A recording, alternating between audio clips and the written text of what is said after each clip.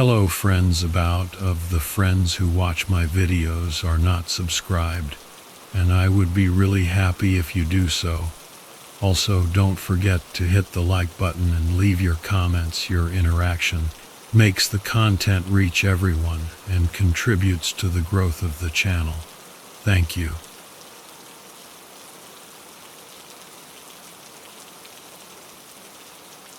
Mountains, man, they hold secrets, I always used to say.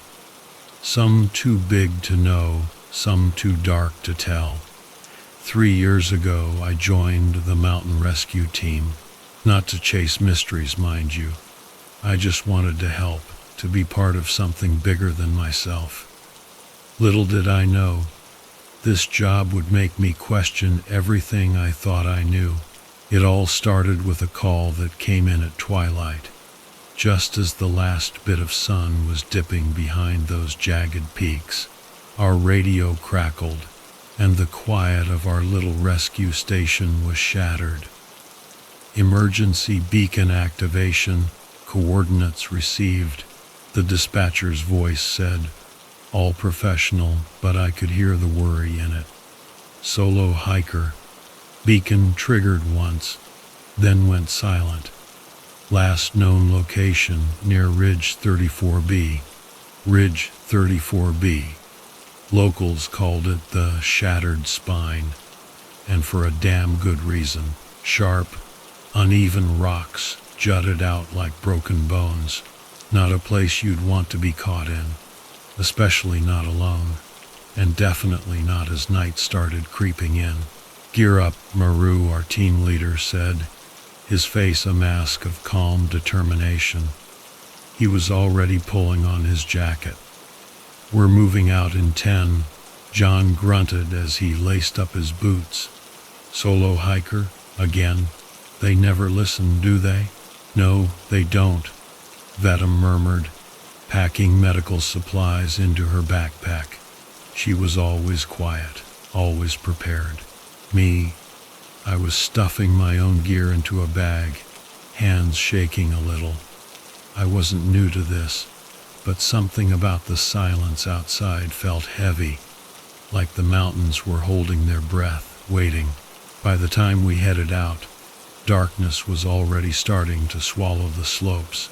Our headlights cut thin beams through the gathering mist, lighting up patches of frost-covered ground and trees that looked like skeletons. The air was sharp and cold, the kind that stings your lungs with each breath. Maru led the way, compass in hand, his steps sure and steady. John followed, his big frame moving with the easy grace of someone who spent years on these trails. Vedam walked beside me, quiet as always, her eyes scanning the shadows. We followed the coordinates to the base of Ridge 34B, and that's where we found the first sign of the hiker, a discarded glove, half buried in the snow. The fabric was torn, the edges frayed, like it had snagged on something sharp, and nearby faint tracks led uphill, disappearing into the mist. This way, Maru said, his voice steady as ever. We started climbing. The terrain got rougher with every step. Loose rocks slid under our boots, and the wind picked up, howling through the crags like some kind of animal. Every now and then I thought I heard something else beneath the wind, a faint, almost coughing sound. But whenever I stopped to listen, it was gone. Keep moving, John said, his tone gruff. We're wasting daylight. Not much daylight left to waste, I muttered under my breath. The tracks led us to a small plateau where the wind, strangely, seemed to just stop. It left this eerie stillness in its wake. A scrap of fabric, matching the glove, dangled from a jagged rock, fluttering weakly. This is where he passed through, Vedam said, crouching down to examine the snow. But the tracks, they're strange. What do you mean? I asked. She hesitated, her brow furrowing. They look hurried, like he was running. But from what? Maru straightened up, scanning the ridge above. Let's set up a temporary base here, he said. We'll regroup and figure out our next move. We pitched the small camp quickly. We were used to this. But the unease lingered. As we sat around the dim glow of a portable lamp, the silence pressed against us like something solid. Even John, who was usually the first to crack a joke, seemed subdued. Maru unfolded a map, tracing the route with his finger. If these tracks are fresh, he can't be far. We'll push higher at first light. And if the weather turns?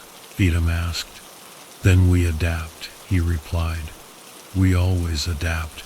The wind picked up again as we huddled in our sleeping bags, its mournful howl finding cracks in the rocks and echoing like distant cries.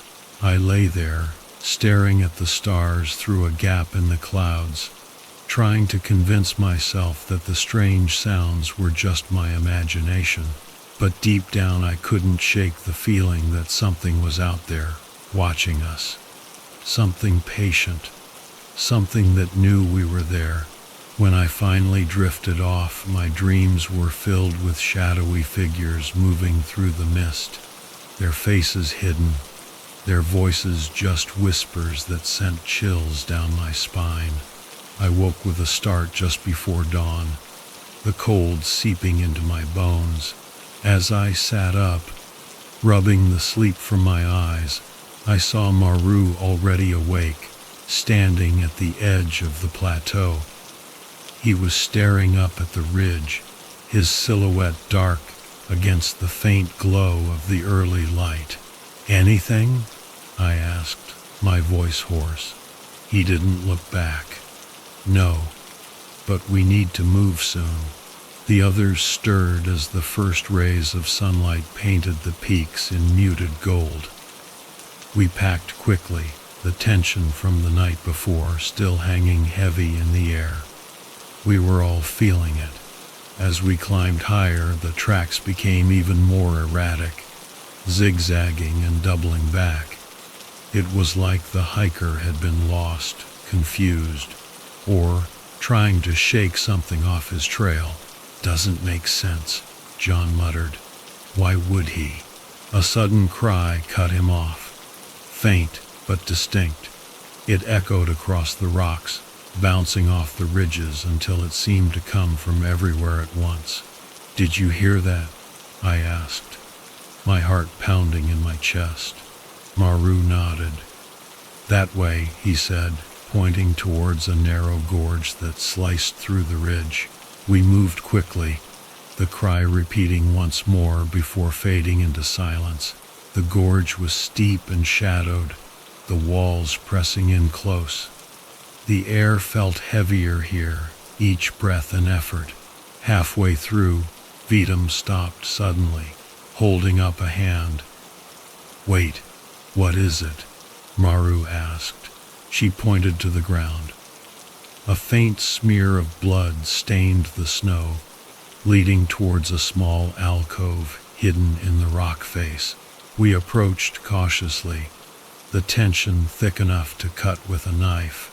Inside the alcove, we found what could only be described as a makeshift shelter, a tattered sleeping bag, a few scattered supplies, and a flashlight with a dim, flickering beam. He was here, Vidam said, her voice barely above a whisper. But where is he now? John asked, his eyes scanning the shadows. None of us had an answer. As we stood there, the wind howled through the gorge again, carrying with it a sound that sent a shiver down my spine, a low, mournful wail, like something not entirely human. Maru tightened his grip on his walking stick. Let's move, he said. Whatever's out here, we need to find him before it does. The wind carried the sound away, leaving us in an uneasy silence. No one spoke, each of us straining to hear something, anything, that might explain that low, guttural wail. It had been distinct, not like an animal and not like shifting ice. It lingered in my mind, filling the quiet with its eerie resonance. "We're not alone out here," John muttered, breaking the silence. His voice was gruff, but I caught the unease in his tone. Maru tightened his grip on his trekking pole, his expression unreadable. "Stay focused." "It could have been the wind," John said, though it was clear he didn't believe it. Vitam glanced back toward the makeshift shelter, her lips pressed into a thin line. She didn't say anything, but I could tell she was thinking the same thing as the rest of us. Whoever made that noise wasn't okay, and if it was the hiker, he wasn't in any shape to be calling out for help. We pressed on, moving deeper into the gorge. The snow became patchier, revealing bare stone beneath, slick with ice. The walls closed in, narrowing to a steep, uneven trail. Every step felt like a balancing act, and the silence only made the crunch of our boots against rock and snow more oppressive. I spotted another clue before anyone else, a single glove lying just ahead, half covered in frost. Its black fabric was faded and torn, the fingers stiff from the cold. I knelt to pick it up, holding it up for the others to see. "Another sign," I said. "But why is he leaving these behind?" John frowned. "Maybe he didn't mean to. Could have fallen off. Or he's hurt," Vitam said quietly, her eyes scanning the trail ahead. "He's bleeding, remember?" The reminder of the bloodstains from earlier made my stomach tighten. I thought of the smear we'd seen, the way it disappeared into the gorge as if the mountain itself had swallowed it. Maru nodded toward the trail. "We keep moving. If he's injured, he won't get far." The tension grew heavier as we climbed. Shadows stretched long and dark across the walls, the sunlight above barely touching the bottom of the gorge. It was colder here, the air thin and biting. I struggled to keep my breathing steady, each inhale stinging my lungs. We came across another sign a short while later, a patch of trampled snow, disturbed as if someone had struggled there. A faint streak of red cut through it, trailing toward a nearby outcrop. Vitam crouched down, brushing her fingers lightly over the ground. "This isn't from an animal," she said. "The tracks are too erratic. It's like he was dragged." "Dragged? By what?" John snapped. "He was alone, right?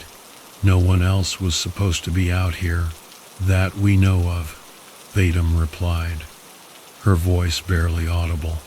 Before John could argue, a faint sound stopped us in our tracks. It was soft at first, almost imperceptible, a low, rhythmic noise that reminded me of coughing. It came from further up the trail, just beyond a sharp bend in the gorge. "Did you hear that?" I whispered. Maru held up a hand, signaling for silence. We stood there, frozen, listening as the sound grew louder. It wasn't coughing, not exactly. It was more like the ragged gasps of someone struggling to breathe, each exhale punctuated by a faint rasp. "Karen," Maru called out, his voice echoing off the walls. "It's the rescue team. Can you hear us?" The gasping stopped abruptly, leaving only the hollow whistle of the wind in its wake. My pulse quickened, the silence amplifying every noise, the shift of snow beneath my boots, the faint rustle of fabric as I adjusted my gear. "Let's go," Maru said, his voice steady but low. "Stay close." The trail twisted sharply, leading us to a narrow ledge that hugged the side of the gorge. Below, a steep drop disappeared into darkness, the bottom obscured by mist. We moved single file, each step careful and deliberate. My palms were sweaty despite the cold, and I kept my eyes on the person in front of me, afraid to look down. Fresh footprints, Vadim said, pointing to the snow ahead. They were deep, erratic, as if the person making them had been stumbling. We followed them until the ledge widened, leading to a small clearing partially sheltered by overhanging rock. There, nestled against the wall, was a crude lean-to made of branches and torn fabric. The initials QL were carved into one of the supports, a detail that made my stomach sink. This had to be his. This is his, Vadim said, crouching to inspect the shelter. He was here recently. Maru and John began searching the area, their movements brisk but careful. I stayed near Vadim, my eyes scanning the shadows. Something about the clearing felt wrong. The air was heavier here, carrying a faint metallic tang that reminded me of blood. Vadim reached into the lean-to and pulled out a bandage. Its edges were crusted with dried blood. She held it up, her brow furrowing. He's losing a lot of blood, if we don't find him soon. A sudden scream tore through the air, cutting her off. It was high-pitched and guttural, echoing off the walls in a way that made it impossible to tell where it was coming from. My heart leaped into my throat as I spun around, searching for the source. What the hell was that? John hissed, his hand gripping the handle of his ice axe. Stay together, Maru barked. Don't move unless I say so. The scream came again, this time fainter, as if it were being carried away by the wind. My chest tightened, every muscle in my body tense. It didn't sound human, or if it was someone in unimaginable pain. Is it him? I asked, my voice barely above a whisper. I don't know, Maru said. But we're not splitting up. Vadim, mark this location. We'll keep following the tracks. The footprints led us higher, winding through a narrow corridor of jagged rocks. The walls were streaked with ice, reflecting the dim light in strange, fragmented patterns. Every sound, every crunch of snow, every shift of rock seemed louder here, the echoes stretching unnaturally long. Then, the tracks stopped. We stood at the edge of a steep incline, the snow untouched beyond it. It was as if the hiker had vanished into thin air. He didn't just disappear, John growled. There has to be something. A faint sound interrupted him, drawing all our attention. It was coming from below, deeper in the gorge, a soft, rhythmic tapping, like stones knocking against each other. It was steady, deliberate, and too regular to be natural. What is that? I asked, my voice trembling. Maru didn't answer. He stared down into the darkness, his jaw clenched. For the first time, I saw uncertainty in his eyes. We'll find out, he said finally. But not tonight. We're setting up camp. No one argued. The tapping continued as we descended to a flat area sheltered from the wind, its rhythm haunting us with every step. That night, as I lay in my sleeping bag, I couldn't shake the feeling that we were being watched. Every gust of wind, every creak of the rocks felt like a warning. I stared up at the dark sky, my mind replaying the scream, the footprints, the strange tapping. Sleep didn't come easily. The night dragged on in restless silence. I barely slept, the occasional clinking sound from the gorge below prickling my nerves. It was as if the tapping stones were calling out in some kind of rhythm I couldn't decipher, an erratic pulse echoing through the rock walls. My thoughts spiraled, my mind conjuring images of what might be waiting for us out there. By the time the first pale light crept over the ridge, I was already awake, sitting by the remnants of our small fire. The others stirred one by one. John stretched, his movements sluggish. Vidam rubbed her eyes and checked her medical supplies, though her usual calm demeanor seemed forced.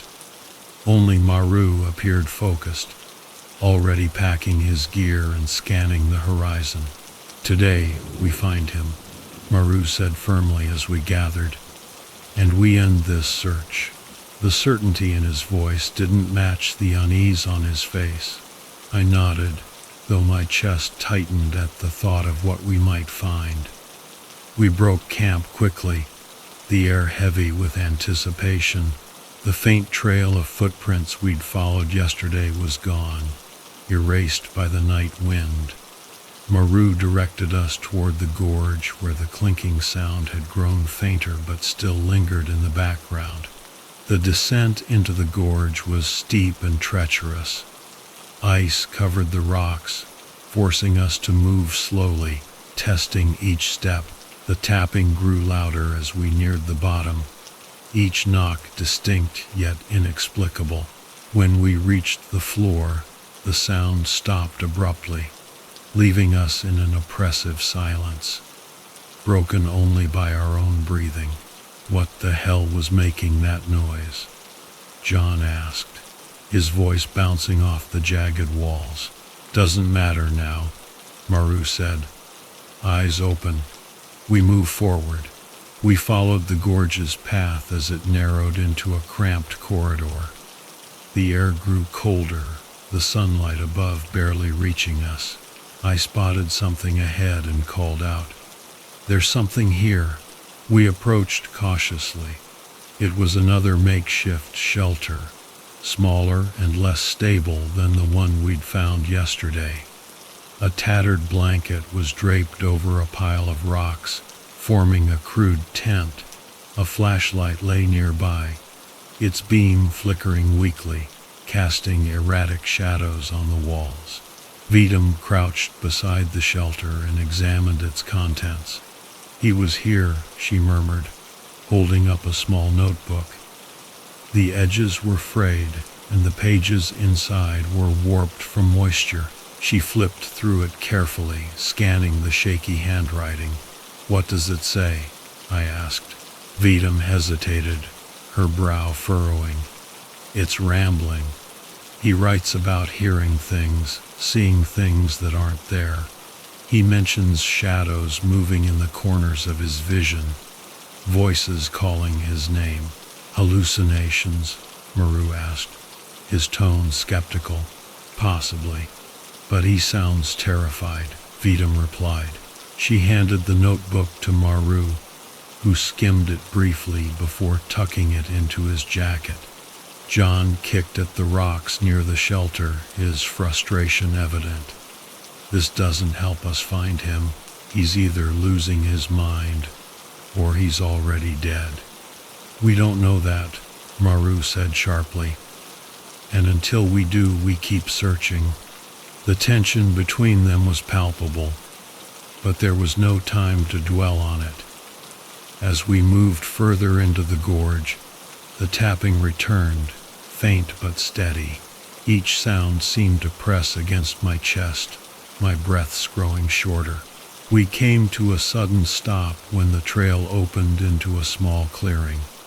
In the center was a shallow pit ringed with blackened stones, as if someone had attempted to build a fire but never lit it. Around the edges were scattered belongings, a torn jacket, an empty water bottle, and what looked like scraps of a map. "He was here," I said, my voice barely audible. Vidam bent down to pick up the scraps of the map. Her fingers brushed against something in the snow, and she froze. "Wait," she whispered. "What is it?" Maru asked, stepping closer. She pointed to the ground. Embedded in the snow was a series of symbols, crudely drawn and overlapping. They were circles and lines, some jagged, others smooth, forming patterns that didn't make any sense. The snow around them had hardened, as if the symbols had been etched with something hot or sharp. "What is this?" I asked, my voice trembling. "I don't know," Beatum said, her tone unsteady. But Karen mentioned symbols in his notebook. He wrote that they were always there but didn't explain what they meant. John took a step back, shaking his head. "This is nuts. We're chasing a lunatic into God knows where, and now we're finding this. What if he's not running from something? What if he's the danger?" "Enough," Maru said firmly. "This doesn't change the mission. We find him and bring him back. Let's move." The unease was thick as we continued. The gorge walls closed in again, the space feeling suffocating. The symbols lingered in my mind, their nonsensical shapes burning into my thoughts. I tried to shake it off, focusing on the trail ahead, but the air seemed heavier with each step. Then we heard it, a low, guttural sound, almost like breathing.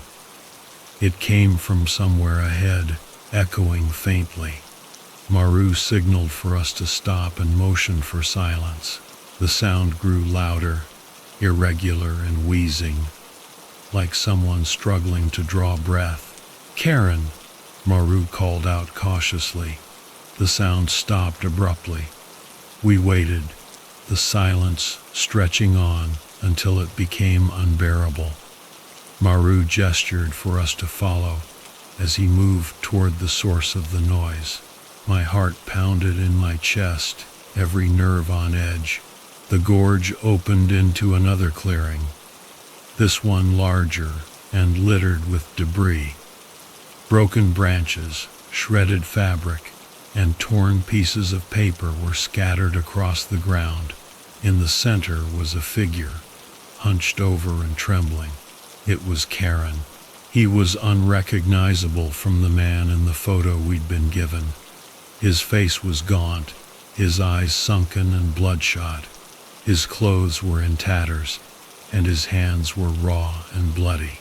He clutched a sharpened stick, holding it out in front of him like a weapon. "Stay back!" he screamed, his voice hoarse and panicked. "Don't come any closer." "Karen, we're here to help," Maru said, keeping his voice calm. He took a cautious step forward, his hands raised. "You activated your beacon. We're here to bring you home." "You're lying," Karen shouted, his voice cracked and tears streamed down his face. "You're not here to help. You're here to take me." "No one's taking you," Maru said. "We just want to help. You're injured. Let us take you back." Karen's grip on the stick tightened, and he backed away. "You don't understand. They're watching. They're always watching." "Who's watching?" I asked, my voice trembling. His eyes darted around the clearing, scanning the shadows. "You don't see them? They're right there. Right there." There was nothing there, just shadows and snow. Before we could react, Karen lunged forward, his stick aimed at Maru. John intercepted him, grabbing his arms and wrestling the stick away. Karen thrashed and screamed, his words incoherent. "Hold him down," Maru ordered. It took all of us to restrain him. His strength was wild and desperate, fueled by sheer terror. When he finally collapsed, exhausted and sobbing, we let go, keeping a cautious distance. Beatum knelt beside him, her voice soft and soothing. "Karen, you're safe now. We're here. No one's going to hurt you." He looked up at her, his eyes hollow. You don't understand. It's not safe. It's never safe. What's not safe? I asked. He didn't answer. Instead, he curled into himself, trembling. The weight of his words hung over us like a storm cloud, heavy and oppressive. As night fell, we prepared to make camp in the clearing.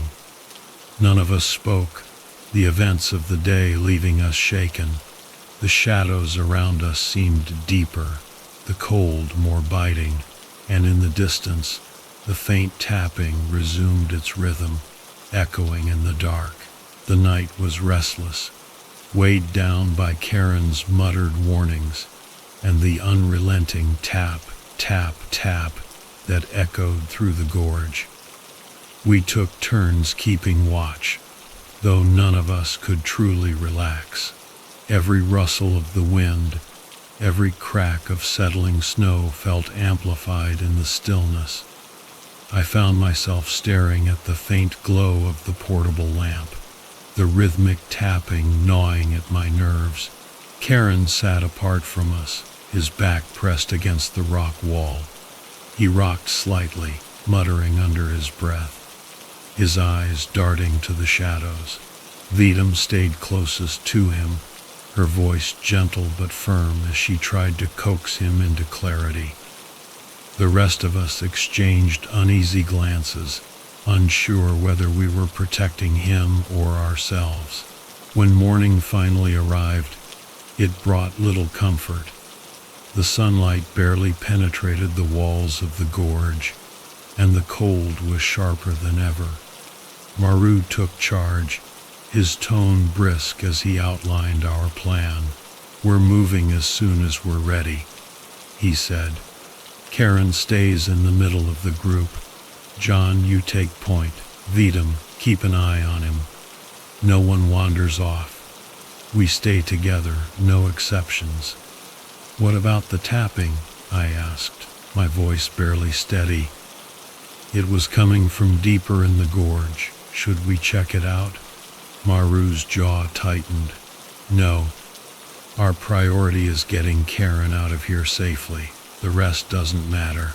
John muttered something under his breath, but he didn't argue. None of us wanted to linger longer than necessary. We began our ascent, retracing our path toward the upper trails. The footprints from the day before had vanished, swallowed by fresh snow, but Maru guided us with steady precision. Karen moved haltingly, his weight leaning heavily on Vidam's shoulder. His muttering had ceased, replaced by a haunted silence. The tapping, however, had not stopped. It followed us, faint and intermittent, as if it were moving parallel to our path. Every time it grew louder, I found myself glancing at the others, searching their faces for reassurance. John's expression was tense, his shoulders hunched as if expecting something to spring from the shadows. Vidam focused on Karen, her jaw set, while Maru's face betrayed nothing. By midday, we reached a narrow ledge that offered a view of the gorge below. The air was thinner here, and the climb had left us winded. Maru called for a break, his eyes scanning the horizon. We're making good time, he said. Though his voice lacked conviction, John stood at the edge of the ledge, his gaze fixed on the distant ridges. I don't like this, he muttered. That noise, it's not natural. And Karen's not making any sense. He's traumatized, Vidam said sharply. He's been out here for days, injured and alone. Wouldn't you be a mess? John turned to her, his expression hard. Sure, but that doesn't explain the tapping, or the symbols, or why he's acting like we're the ones chasing him. Enough, Maru interjected, his tone sharp. We don't have time for this. Stay focused. The tension between them simmered as we resumed our climb. Karen stumbled frequently, his legs weak and unsteady. Each time Vidam caught him, her patience unwavering. I admired her calm, though I could see the strain in her eyes. The tapping grew louder as we approached another bend in the trail. This time it was accompanied by a faint, irregular scraping, like metal against stone. My pulse quickened, and I saw John's hand tighten around his ice axe. "Wait," Maru said, raising a hand to stop us. "Stay here." He moved ahead cautiously, his steps deliberate. I held my breath as he disappeared around the bend, the scraping sound growing louder. Seconds felt like minutes as we waited, the silence between us oppressive. When Maru returned, his expression was grim. "There's a backpack ahead," he said. "It's torn open. Looks like Karen's." Karen's head snapped up at the mention of his name. "No," he choked, his voice raw. "Don't go near it. Don't touch it. We need to check it for supplies," Maru said evenly. "It might tell us what happened." Karen shook his head violently, his eyes wide with panic. "It's theirs now. You can't take it. They'll know."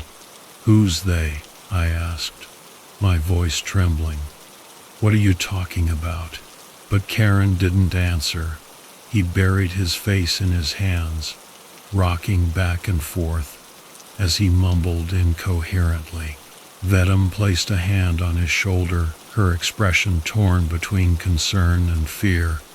"Let's move," Maru said. "We'll grab the pack and keep going." The backpack was exactly as Maru had described, torn open, its contents scattered across the snow. I recognized some of the items from our initial briefing: a small first aid kit, a water filter, a partially crushed energy bar.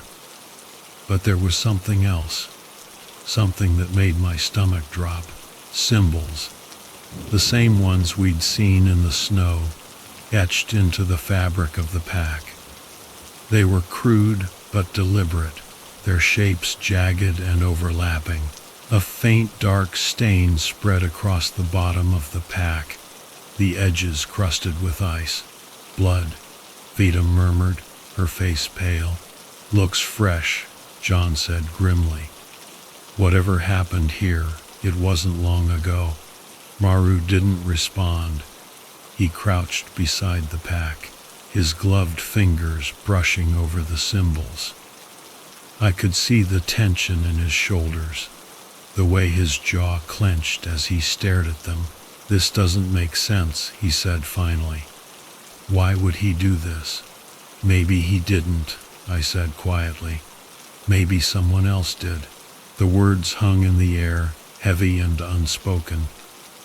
None of us wanted to entertain the possibility, but the symbols were there, undeniable and unnerving. "We keep moving," Maru said, his voice firm. "No more stops until we reach the upper ridge." The climb grew steeper as the day wore on. The tapping followed us, sometimes distant, sometimes disturbingly close. Karen's condition deteriorated, his steps growing slower and more labored. Vidam did her best to support him, but it was clear he wouldn't last much longer without proper care. By the time we reached the ridge, the sun was beginning to set. The wind howled across the exposed terrain, biting through our layers. Maru directed us toward a cluster of rocks that offered some shelter from the elements. "We camp here," he said. "One last push tomorrow." The mood was somber as we set up camp. Karen lay curled in his sleeping bag, his breathing shallow. Vidam checked his vitals, her expression grim. "He's dehydrated," she said. "We need to get him off this mountain soon." Maru nodded, but his gaze was distant, his thoughts elsewhere. John sat apart from us, sharpening his ice axe with deliberate precision. I couldn't tell if he was trying to calm himself or prepare for something. As darkness fell, the tapping returned, louder and more persistent than ever. It seemed to echo from all around us, bouncing off the rocks in a way that made it impossible to pinpoint its source. "We're not alone," John said quietly, his voice taut with tension. "No," Maru replied, "we're not." We sat in uneasy silence, the tapping filling the void. Karen stirred suddenly, his eyes wide with terror. "They're here," he whispered. "They found us." The words sent a chill down my spine. I wanted to dismiss them, to chalk them up to his delirium. But the fear in his voice was palpable. And then the tapping stopped. The silence that followed was worse. It pressed down on us, heavy and suffocating. Every muscle in my body was tense, every instinct screaming that something was wrong. "What now?" I whispered, but no one answered. We sat there, frozen in place, waiting for whatever was coming. The first scream cut through the night like a knife. It wasn't Karen. It wasn't any of us. It was coming from the darkness, just beyond the edge of our camp. The scream froze us in place. It cut through the stillness like a serrated blade, raw and desperate, sending a primal jolt of fear through every nerve in my body. My eyes darted to the others, searching for some semblance of calm, but their faces mirrored my own terror. "It's not him," John whispered, his voice taut with dread. "That wasn't Karen." "No, it wasn't," Maru said. His voice was calm, but his knuckles whitened around the grip of his trekking pole. "Stay close, weapons ready. We're not running, but we're not waiting around either." Karen began to mutter, his words fast and slurred, like a broken record skipping over the same phrase. "They're here, they're here, they're here." He rocked back and forth, clutching his knees, his eyes unfocused and darting to the shadows. "Karen, you need to stay with us," Vedam said firmly, gripping his shoulder. She shot Maru a worried glance. "He's not in any state to move."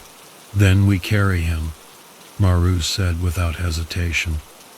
"Whatever made that noise, we don't wait for it to find us." The climb back up the ridge was agonizing. Karen's condition deteriorated further, his weight slumping against John and Vedam as they supported him. He muttered under his breath the entire way, a mix of warnings and nonsensical phrases.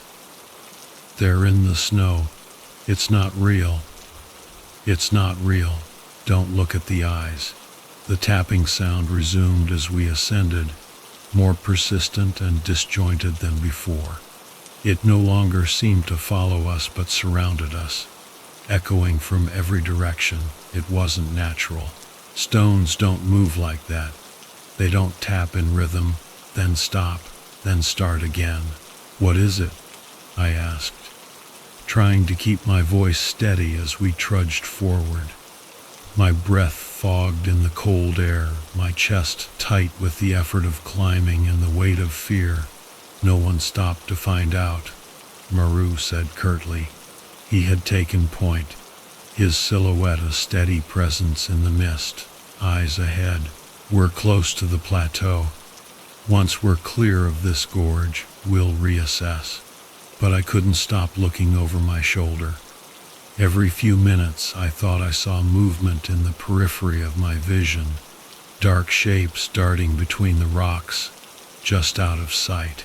My mind was playing tricks on me. It had to be. We reached the plateau as the last light of day began to fade. The wind picked up, howling across the exposed rock, carrying with it the faint, almost indistinguishable sound of whispers. No one spoke as we dropped our packs and huddled together, trying to regain our composure. "Do we set up camp here?" I asked, though I dreaded the answer. "No," Maru said. "We don't stop again until we're back at base camp.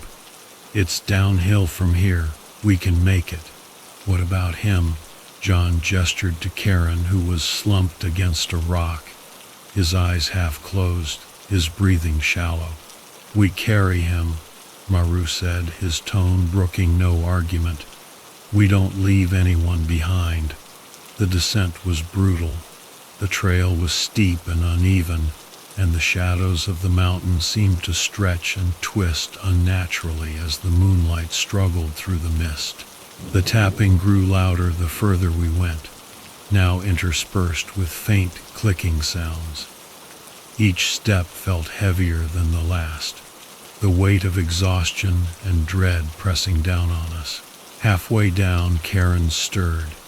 His eyes snapped open, wild and frantic, and he began to thrash, forcing John and Vidam to stop.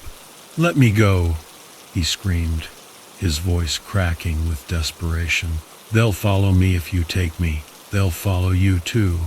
"Karen, calm down," Vidam said, her voice strained as she tried to restrain him. "We're here to help you. You're safe with us." "No one's safe," Karen shouted. His voice broke into a guttural sob, his body convulsing with terror. "You don't understand. They're in the snow, in the wind. You can't take them with you." "Enough," Maru barked, stepping forward. He crouched in front of Karen, gripping his shoulders firmly. "Look at me. We're not leaving you. We're getting out of here. Do you hear me?" Karen froze, his breathing ragged, his eyes locked on Maru's. For a moment, it seemed like the fight had left him, but then he whispered, his voice barely audible, "They won't let me leave." We reached the lower slopes just as dawn broke, the first rays of sunlight piercing the mist. The base camp was in sight, a small, reassuring structure at the edge of the tree line. Relief swept over me, though it was tempered by the oppressive silence that had settled around us. The tapping had stopped, but the absence of it felt just as wrong. As we approached the camp, Karen began to weep. He mumbled incoherently, his words lost in the wind, but his anguish was palpable. Vidam stayed close to him, her hand on his shoulder, while the rest of us kept a wary eye on the surroundings. We crossed the threshold of the camp, and for the first time in what felt like days, I let out a breath I hadn't realized I was holding. The small shelter offered a semblance of safety, a barrier between us and the vast, uncaring mountain. But as we stepped inside, Karen's sobbing stopped abruptly. He went still, his body rigid, his eyes wide with terror. "What is it?" Vidam asked, her voice trembling. "They're here," Karen whispered. "They followed us." I turned to look out the window, my stomach twisting into knots. At first, I saw nothing, just the barren landscape, the snow stretching endlessly into the horizon. And then I saw them, dark figures, standing motionless at the edge of the tree line. Their shapes were indistinct, their presence undeniable. "Shut the door," Maru said quietly, his voice devoid of emotion. John slammed it shut, bolting it with trembling hands. We stood in silence, the air thick with fear, as the shadows outside remained still, watching. "They won't come in," Karen said, his voice hollow. "They never come in." The retrieval team arrived hours later. By then, the figures were gone, leaving no trace of their presence. Karen was taken to the nearest medical facility, his condition critical but stable. He said nothing as they carried him away, his eyes fixed on the mountains. As we packed our gear, I found myself standing at the window, staring at the place where the shadows had been. I wanted to believe it had been a trick of the light, an illusion born of exhaustion and fear, but deep down I knew better. The mountain kept its secrets, and some of them were too dark to be uncovered. As we left, I cast one last glance at the peaks. For a brief moment, I thought I saw movement, a faint, fleeting shadow disappearing into the mist. But it was probably just my imagination, wasn't it?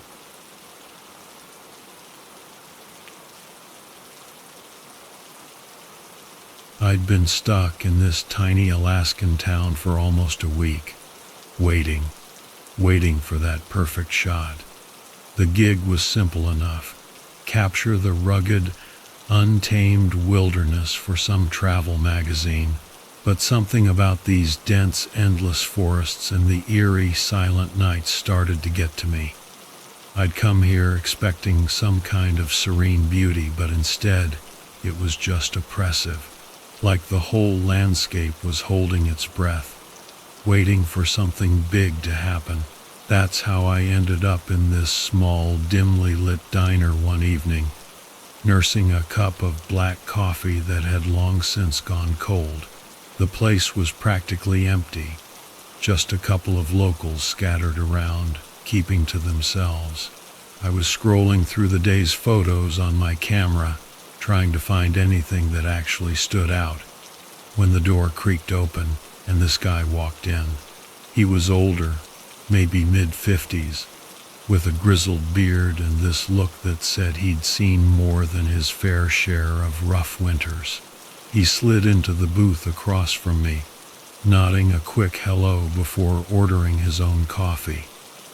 We didn't speak for a few minutes, and honestly I didn't mind. The silence felt natural, like it was just part of the environment.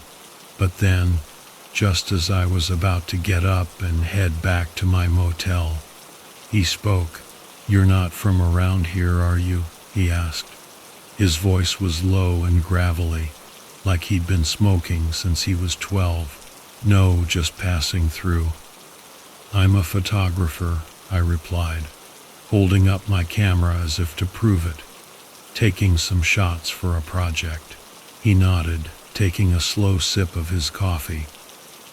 "Not much to see around here," he said, but there was something in his tone that made me think he didn't entirely believe that. "Unless you're looking for something specific." I shrugged. "I'm just trying to capture the landscape, the feel of the place. But honestly, I'm getting a little bored. There's only so many trees and mountains you can shoot before it all starts to look the same." He chuckled at that, a dry, almost humorless sound. "Yeah, I can see that. But there are things around here that aren't on any map, places that aren't for tourists." Now, that got my attention. "What do you mean?" I asked, trying to keep my tone casual. "Like what?" The man glanced around the diner, as if checking to see if anyone was listening. There wasn't anyone nearby, but he still leaned in a little closer. "Old military base," he said, almost in a whisper, "out past the tree line near the old logging road. Been abandoned for decades. Most folks don't even know it's there." "An abandoned base?" I repeated, more out of disbelief than anything else. "What's it doing out here?" He shrugged. "They built it during the Cold War, back when they thought they needed a place out here far away from prying eyes. Never really said what it was for, but they shut it down quick. Too quick, if you ask me." I could feel my curiosity sparking, even though I knew I should probably just let it go. "You ever been out there?" I asked. "Once, years ago. Didn't stay long," he said, his eyes narrowing slightly. "Didn't like the feel of the place. Too quiet. like it was waiting for something. I leaned back, trying to process what he was saying. There was a part of me that wanted to brush it off as just another local ghost story. But there was also a part of me, the part that had gotten me into trouble more than once, that couldn't resist the idea of exploring a place like that. "How do I get there?" I asked, trying to sound casual, even though I could feel my heart beating a little faster. He hesitated, and for a moment I thought he wasn't going to answer. But then he sighed, as if resigning himself to the idea that I wasn't going to let it go. "You take the old dirt road out past Miller's Creek. Follow it for about 5 miles, then take the first right. You'll see a chain-link fence. It's rusted and broken in places, but you can get through. Just be careful." "Careful?" I repeated, raising an eyebrow. "What do you mean?" He didn't answer right away. Instead, he took another long sip of his coffee, staring down into the dark liquid like it might hold the answers he needed. "There's things out there," he said finally. "Things you don't want to mess with. I'm not saying you'll find anything, but if you do, you'll wish you hadn't." The way he said it sent a chill down my spine, and I had to remind myself that I was a grown man, not some kid afraid of the dark. "I appreciate the warning," I said, trying to sound confident, "but I think I'll be fine." He just looked at me, his eyes dark and serious. "Maybe you will," he said quietly, "but just remember, some things are abandoned for a reason." I didn't know what to say to that, so I just nodded and finished my coffee. The conversation had left me feeling uneasy, but also more determined than ever. Whatever was out there, I wanted to see it for myself. I needed to see it for myself. I paid my bill and left the diner, stepping out into the cold night air. The streets were quiet, and the sky was clear, the stars shining like tiny pinpricks of light against the darkness. I stood there for a moment, thinking about what the man had said, and then I made up my mind. I was going to check out that base. I spent the rest of the evening doing a little research, trying to find anything I could about the place. But there was almost nothing. A few mentions of a base that had been operational during the 1960s, but no details, no photos, nothing to explain why it had been shut down so abruptly. It was like someone had gone out of their way to erase any trace of it.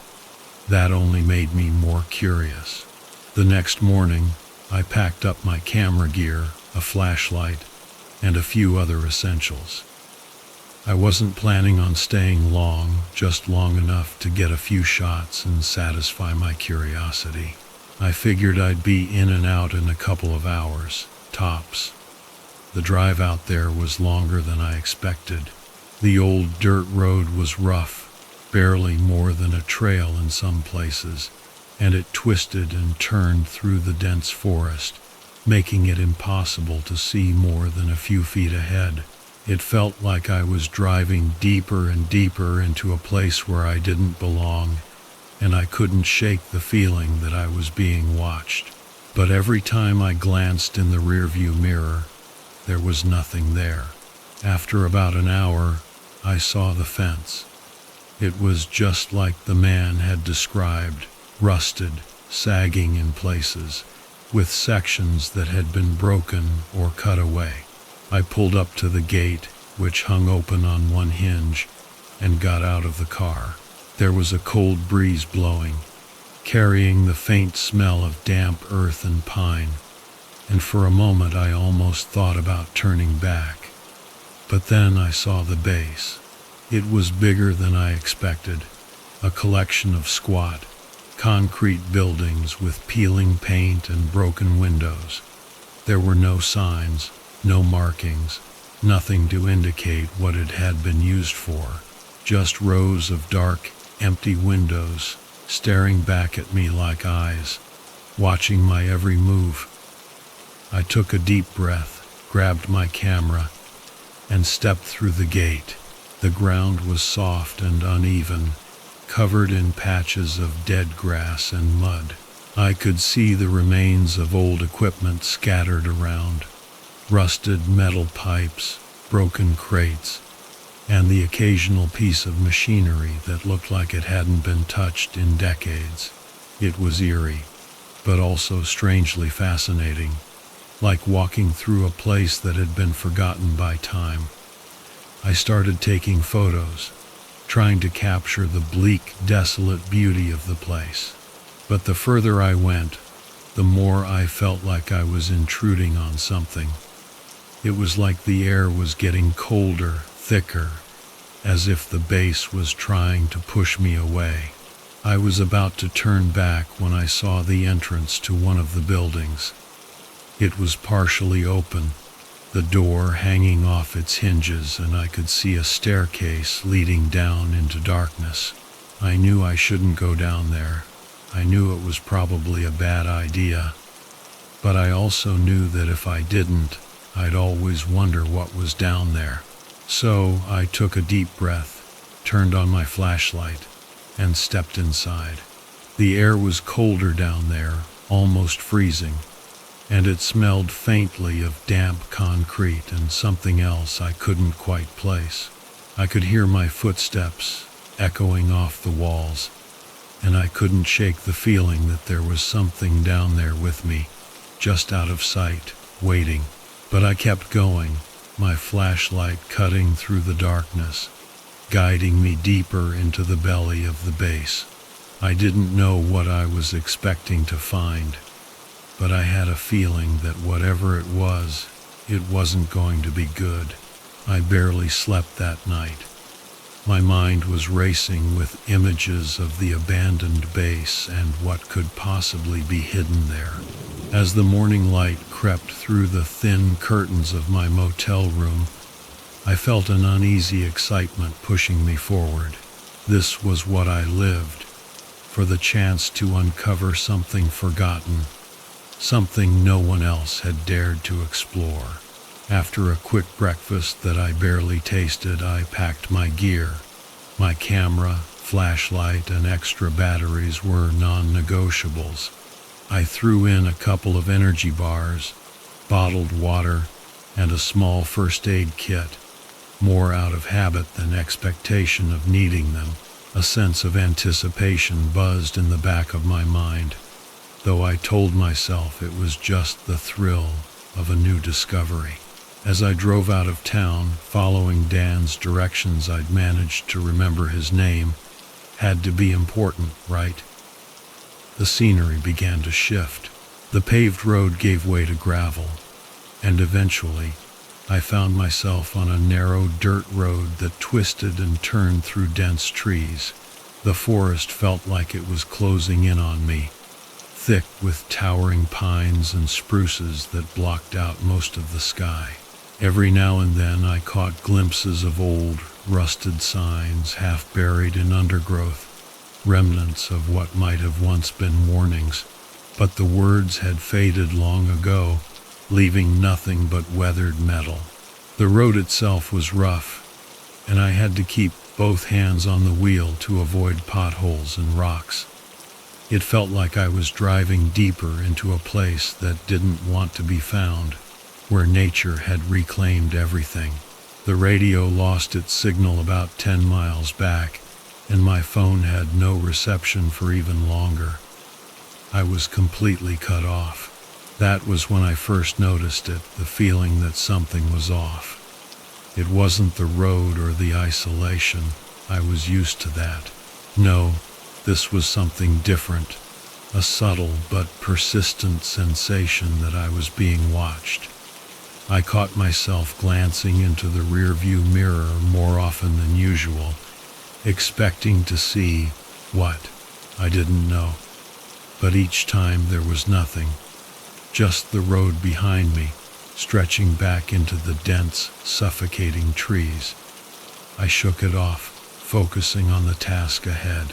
This was just another abandoned place, nothing more. But still, the sensation lingered, gnawing at me as the road narrowed, forcing me to slow down. After nearly an hour of driving, I saw it, the fence. It loomed ahead, just as Dan had described, sagging and rusted with age. The chain-link barrier was more of a suggestion than a defense now, with large sections broken or missing altogether. The gate itself hung open, one hinge completely gone, the other barely holding on. It was an entrance, but it felt more like a mouth, waiting to swallow me whole. I parked the car just outside the fence and stepped out. The air was colder here, despite the bright midday sun filtering through the trees. A biting wind cut through my jacket, carrying the faint smell of damp earth and metal. I stood still for a moment, taking it all in. The base was quiet, too quiet. No birds, no wind in the trees, just an oppressive silence that felt unnatural. I took a deep breath, grabbed my camera, and headed toward the gate. The gravel crunched under my boots, each step echoing louder than it should have in the dead air. I passed through the gate, my eyes scanning the buildings ahead. They were larger than I had expected, long, low structures with concrete walls, the paint peeling away in long strips. Windows were shattered, doors hung open, and the once formidable military installation now looked like a skeleton, picked clean by time and decay. I started snapping photos, capturing the stark desolation. I had to admit, the place had a strange kind of beauty, the decay, the silence. It was haunting, and I knew the photos would turn out amazing. But even as I focused on my work, I couldn't shake the growing sense that something wasn't right. It felt like the base was watching me, its empty windows like hollow eyes, tracking my every move. The path between the buildings was littered with debris, rusted barrels, broken glass, pieces of equipment too far gone to recognize. I could see where nature had begun to take over, with vines creeping up the walls and grass growing through the cracks in the pavement. As I moved deeper into the base, the wind picked up, whistling through the broken windows and creating an eerie, almost mournful sound. After a while, I found myself standing in front of a larger building. Its entrance was partially obscured by a collapsed awning, but the door was wide open, swinging slightly in the wind. My curiosity got the better of me. I raised my flashlight and stepped inside. The air inside was cold, much colder than outside, and carried a faint metallic tang that clung to the back of my throat. My flashlight beam cut through the darkness, revealing a long corridor lined with old offices. The floor was covered in dust and debris, and I could see signs that the place had been abandoned in a hurry. Chairs were tipped over, papers scattered across the floor, and a few old military jackets still hung on hooks by the doors. I took a few more photos, but the unease was starting to creep back in. Something about the place felt wrong, like it had been frozen in time. It wasn't just the abandoned equipment or the emptiness. It was something else, something I couldn't quite put my finger on. As I moved further down the hallway, I began to hear faint noises. At first I thought it was just the wind, but the sounds grew more distinct. A soft clanking, like metal against metal, and something else, a rustling, as if something was moving just out of sight. I stopped, straining to listen, but the sound stopped too. The silence rushed back in, heavy and oppressive. I shook my head, trying to convince myself it was nothing, just old pipes settling, or maybe a raccoon scurrying through the debris. Still, my heart was pounding a little faster now, and I found myself gripping the flashlight tighter as I continued down the hallway. At the far end of the corridor, I found a door that was slightly ajar. I hesitated, feeling a sudden reluctance to go any further, but the pull of discovery was too strong. I nudged the door open and stepped inside. The room was small, with bare concrete walls and a control panel against one wall. It looked like some kind of operations center, with switches and dials. Though most of them were covered in dust and grime, I approached the panel, wiping away the dust with my sleeve, and saw that some of the switches were still functional. One in particular caught my eye, a large red switch in the center of the panel. Against my better judgment, I flipped it. A low hum filled the air, followed by the faint flicker of lights down the hallway. For a brief moment, the entire building seemed to come alive, the lights casting long, eerie shadows on the walls. And then, just as quickly, they flickered out again, leaving only the dim beam of my flashlight. But that wasn't the worst part. From somewhere deep in the base, beyond the reach of the flashlight, I heard a sound. Faint at first, but unmistakable. Footsteps. Slow, deliberate footsteps, echoing off the walls. I froze, my breath catching in my throat. The footsteps were distant, but they were coming closer. And there was something off about them. They didn't sound like the footsteps of an animal, or even another person. They were too slow, too heavy, like something was dragging itself through the dark. My mind raced, trying to make sense of it. Maybe it was just the building settling. Maybe it was an animal, bigger than I thought. But deep down, I knew that wasn't it. Something was down here, something that shouldn't be. I backed away from the control panel, my eyes darting to the door. I needed to get out of there fast. But as I turned to leave, the door slammed shut with a deafening crash. I lunged for the handle, my hands shaking as I tried to yank it open, but it wouldn't budge. Panic surged through me. I was trapped, and those footsteps, they were getting closer. I could hear them now clearer than before. Heavy, deliberate, slow, like something was taking its time, enjoying the chase. I had to think. I had to get out. My mind raced, scanning the room for another exit, but there was nothing. Just bare walls and that cursed control panel. My pulse pounded in my ears as I braced myself against the door, trying to calm my breathing. And then, the footsteps stopped, right outside the door. I didn't dare move. I didn't even breathe.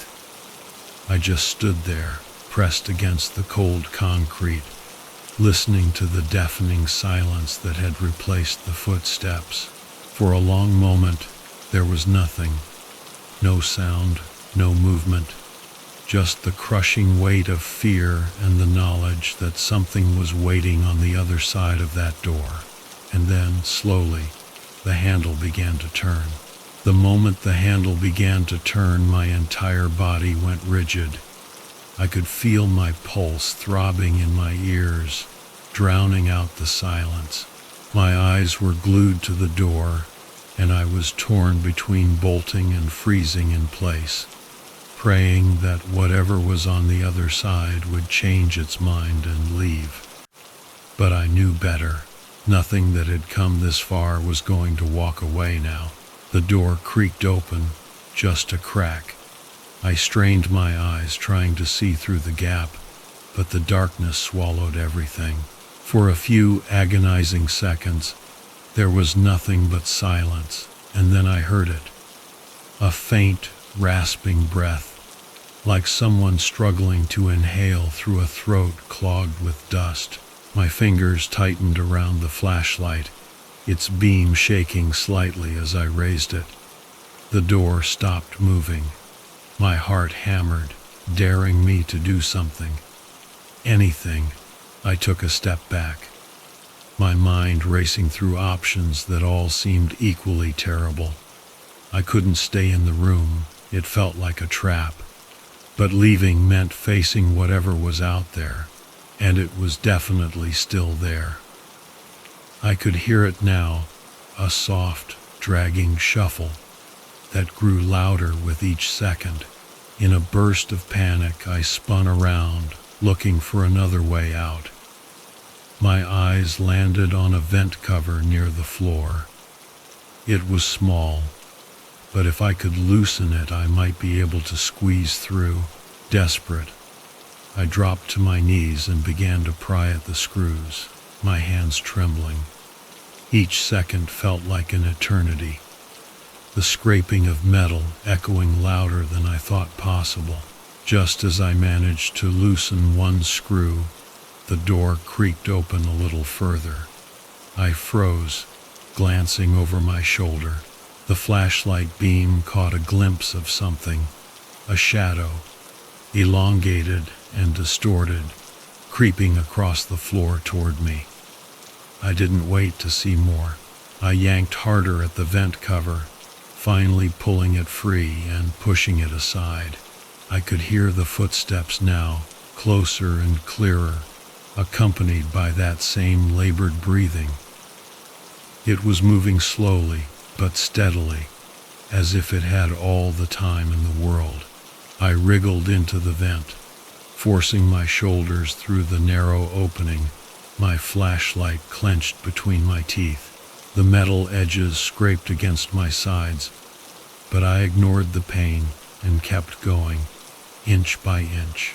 As soon as I was fully inside, I pushed the vent cover back into place, leaving it slightly ajar so I could see out. The vent was cramped, and the air was stale, but it felt safer than that room. I had to remind myself to breathe quietly, to keep my nerves in check. Through the tiny opening, I saw the door swing open fully. My flashlight's beam flickered across the floor, but the thing standing there was hidden in the shadows, just out of sight. I could still hear it breathing, a horrible wheezing sound that made my skin crawl.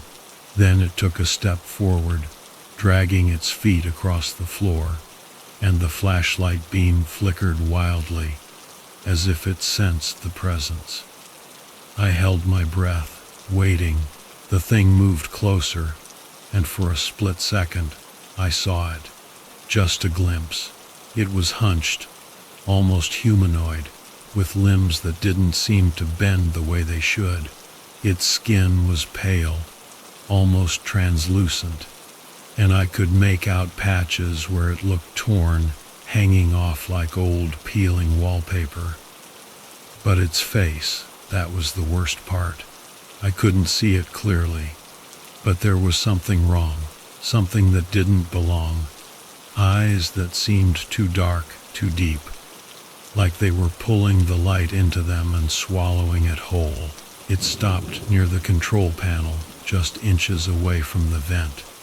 I could hear its breaths, ragged and uneven, like it was struggling to keep itself upright. For a moment, it stood still, as if trying to figure out where I had gone. My hands shook, and I had to press them against the sides of the vent to stop the rattling. The urge to move, to run, was overwhelming, but I forced myself to stay still. If it hadn't seen me yet, I didn't want to give it a reason to start looking. The creature's head tilted, almost as if it was listening for something. Then, without warning, it turned and shuffled back toward the doorway, disappearing into the dark hallway. I waited, listening to the creature's footsteps fade away. But even when I could no longer hear them, I didn't move. I couldn't risk it. Not yet. When I finally felt like I could breathe again, I slid the vent cover aside and crawled out, careful not to make a sound. The room felt colder, and the air was heavy, like it was weighing me down. I had to get out of there, but I also needed answers. I looked around, my eyes settling on the control panel. If that thing had been so interested in it, maybe it was important. Maybe it held some clue to what was going on. I approached it slowly, half expecting the creature to burst back in at any moment. The switches and dials were old, covered in grime, but some were labeled. My eyes scanned over them, and I noticed one switch that was different from the rest. It was marked with a word that made my blood run cold: containment. I hesitated, my mind screaming at me to just leave. But my curiosity wouldn't let me. What were they trying to contain? Was it that thing I had seen? Or was there something worse lurking in the shadows of this place? Against all reason, I flipped the switch. The building shuddered, and for a moment, I thought I had made a terrible mistake. Then a low mechanical hum filled the air, and the lights flickered on, illuminating a set of screens mounted above the panel. At first, they only displayed static, but slowly, one by one, the screens cleared, showing live feeds from different parts of the base. I could see dark, empty hallways, rooms filled with decaying equipment, and storage areas littered with debris. But there was one screen that made my stomach drop. It showed a long, narrow corridor lined with thick metal doors, each one secured with heavy locks. Something was moving in the corridor, pacing back and forth, its silhouette barely visible in the dim light. It was the same creature I had seen, but now I could see there were others, 3, maybe 4, all moving slowly, aimlessly, like they were waiting for something. Then the screen flickered again, and a message appeared. The same one I had seen earlier, but with an added line. "You shouldn't be here. Leave before it's too late." I didn't need to be told twice. I grabbed my flashlight and bolted for the door, my heart racing. The hallway outside was empty, but I could still hear faint echoes, those same dragging footsteps, now joined by others, as if the creatures were starting to move, converging on one place. I ran, my boots thudding against the concrete floor, not caring if they heard me anymore. I had to find the exit, and fast. But as I rounded a corner, I skidded to a stop. The hallway I had come through earlier was different now, like it had been rearranged. Doors that had been on the left were now on the right, and there was no sign of the entrance I had used to get in. Panic set in, and I spun around, trying to orient myself. It was as if the building itself was changing, twisting into a maze designed to keep me from finding my way out. I forced myself to breathe, to think. There had to be a way. There was always a way. In the distance, I heard the sound of metal clanging, followed by a low, guttural growl. The creatures were getting closer, and I didn't have time to figure out what was happening. I picked a direction and started running, hoping it would lead me somewhere, anywhere that wasn't here. As I sprinted down the unfamiliar hallway, the lights overhead began to flicker, casting strange, shifting shadows on the walls. I could see glimpses of movement out of the corner of my eye, but I didn't dare stop to look. I knew that if I did, I might not have the strength to keep going. Finally, I saw it. A heavy, rusted door at the end of the corridor, slightly ajar, with a sliver of light spilling out from the other side. I didn't care where it led. I just needed to get out. I charged toward it, throwing my shoulder against the metal, and stumbled through. In the center of the room was a large glass chamber. My heart skipped a beat when I saw it. The glass was cracked and foggy, but I could make out shapes inside, wires, tubing, and something else. I approached it slowly, my breath fogging up the glass as I peered inside. At first, I couldn't make sense of what I was looking at. The thing inside was tangled in a mess of cables, its limbs limp and twisted. It looked vaguely humanoid, but its proportions were all wrong. Its arms too long, its torso too thin, and its skin pale and stretched tight over its frame.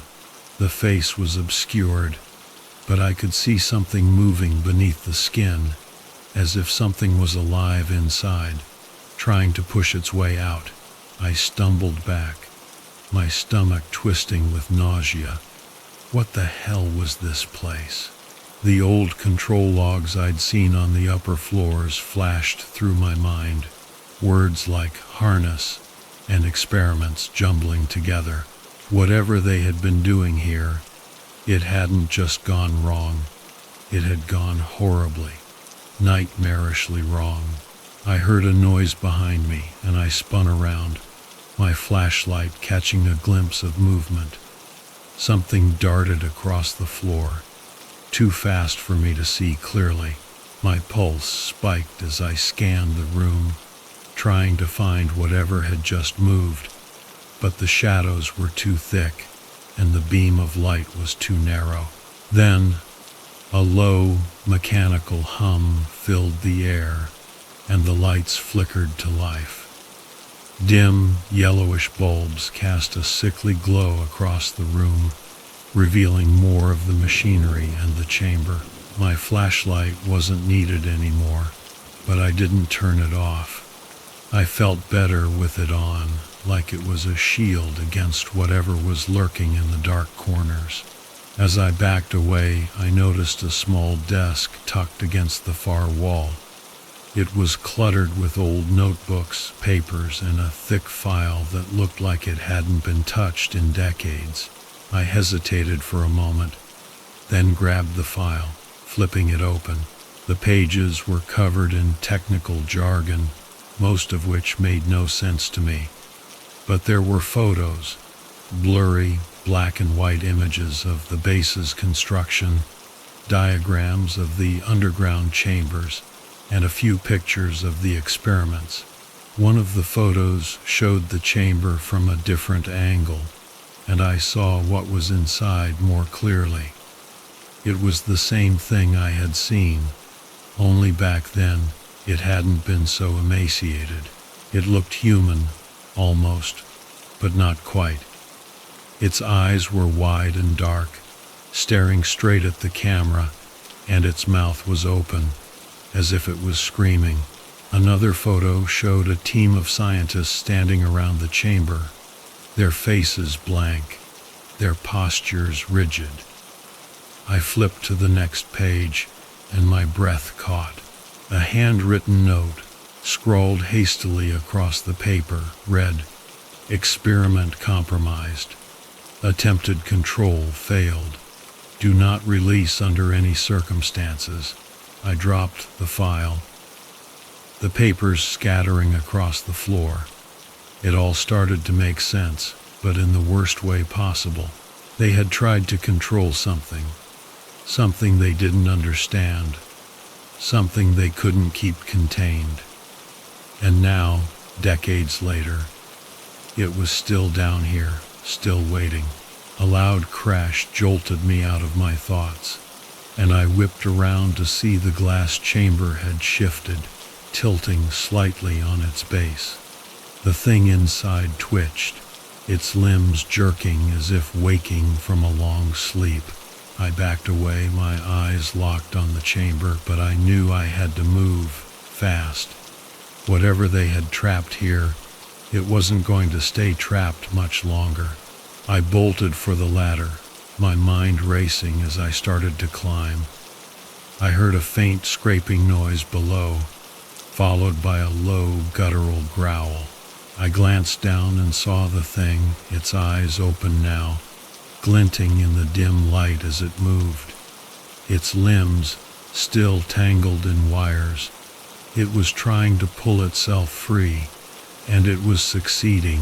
Panic gripped me, and I climbed faster, ignoring the pain in my hands as they scraped against the metal rungs. I could still hear the growling below me, louder and more desperate. My legs burned, but I forced myself to keep going, knowing that if I stopped, I might not get another chance. I reached the top of the ladder and threw the hatch open, scrambling out and slamming it shut behind me. I grabbed the chain and wrapped it around the latch, yanking it tight. It wasn't much, but it would have to hold. I took a step back, my chest heaving, and listened. The growling had stopped, but I could still hear movement, slow, deliberate, as if it was testing the barrier. I didn't wait to find out if it could break through. I turned and ran, sprinting down the hallway, my flashlight beam bouncing wildly as I searched for an exit. The base felt different now, more alive, as if it was reacting to what I had done. The walls seemed to close in around me, and I could hear faint whispers echoing through the corridors, voices that seemed to come from everywhere and nowhere at once. I stumbled upon a stairwell, the sign above it barely legible, but I didn't care. I took the stairs two at a time, desperate to get back to the surface. As I reached the top, I heard a loud metallic groan, followed by the crash of something heavy falling below. I didn't look back, I just ran, pushing through the door and out into the cold, open air. The sun was beginning to set, casting long shadows across the base. I could see my car in the distance, parked just outside the fence. It felt impossibly far away, but I forced myself to keep running, every step bringing me closer. I didn't dare stop until I was inside, slamming the door shut and jamming the keys into the ignition.